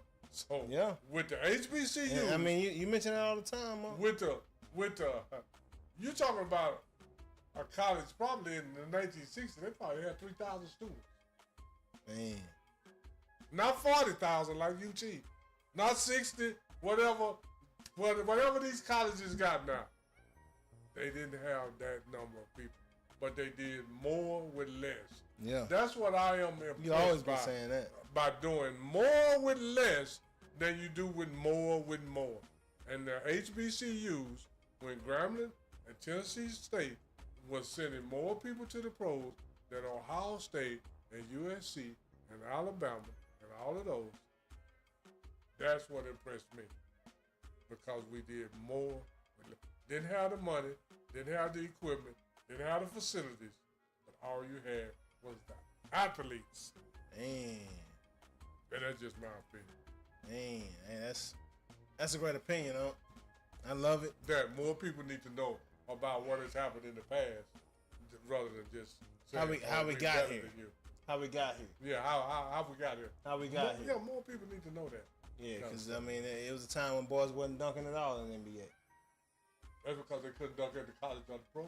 You know what I'm saying? Yeah. Hey, They couldn't dunk at college or high school. That's a great opinion. I love it. My opinion ain't going to be that, too crucial this week. Too crucial. But it's an opinion. In my opinion, Nico Harrison really started some ish in all sports.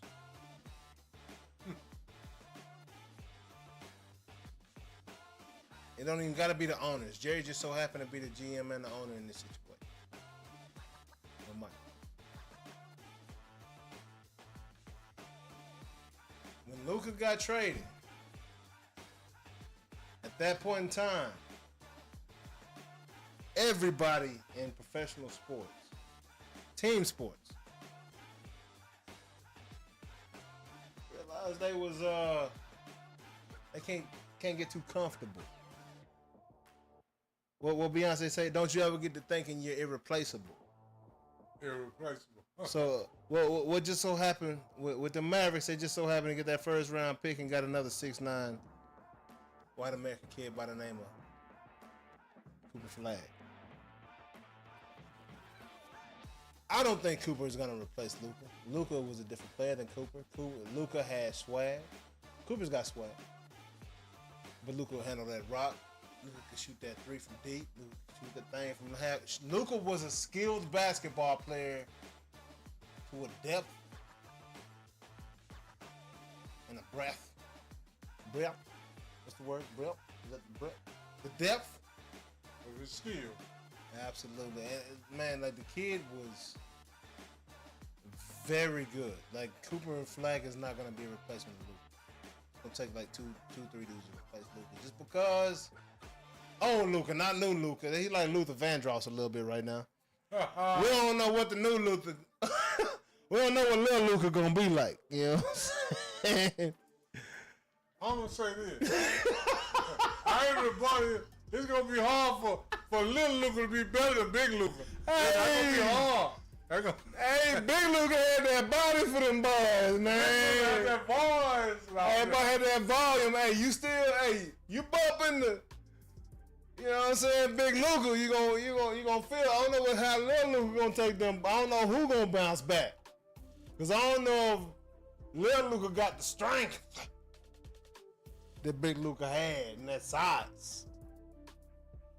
I don't know if he been in that gym like that. He might just be built like that though. He might just be built like that. He ain't got to be in that gym like that. You know, he might just be young. I don't know how that work out. But all I'm saying is,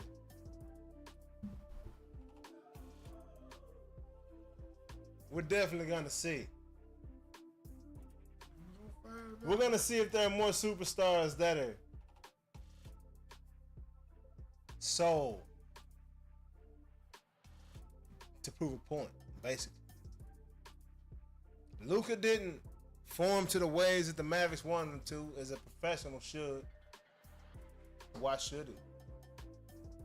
Comes into the league, young kid, drinking all the drinks.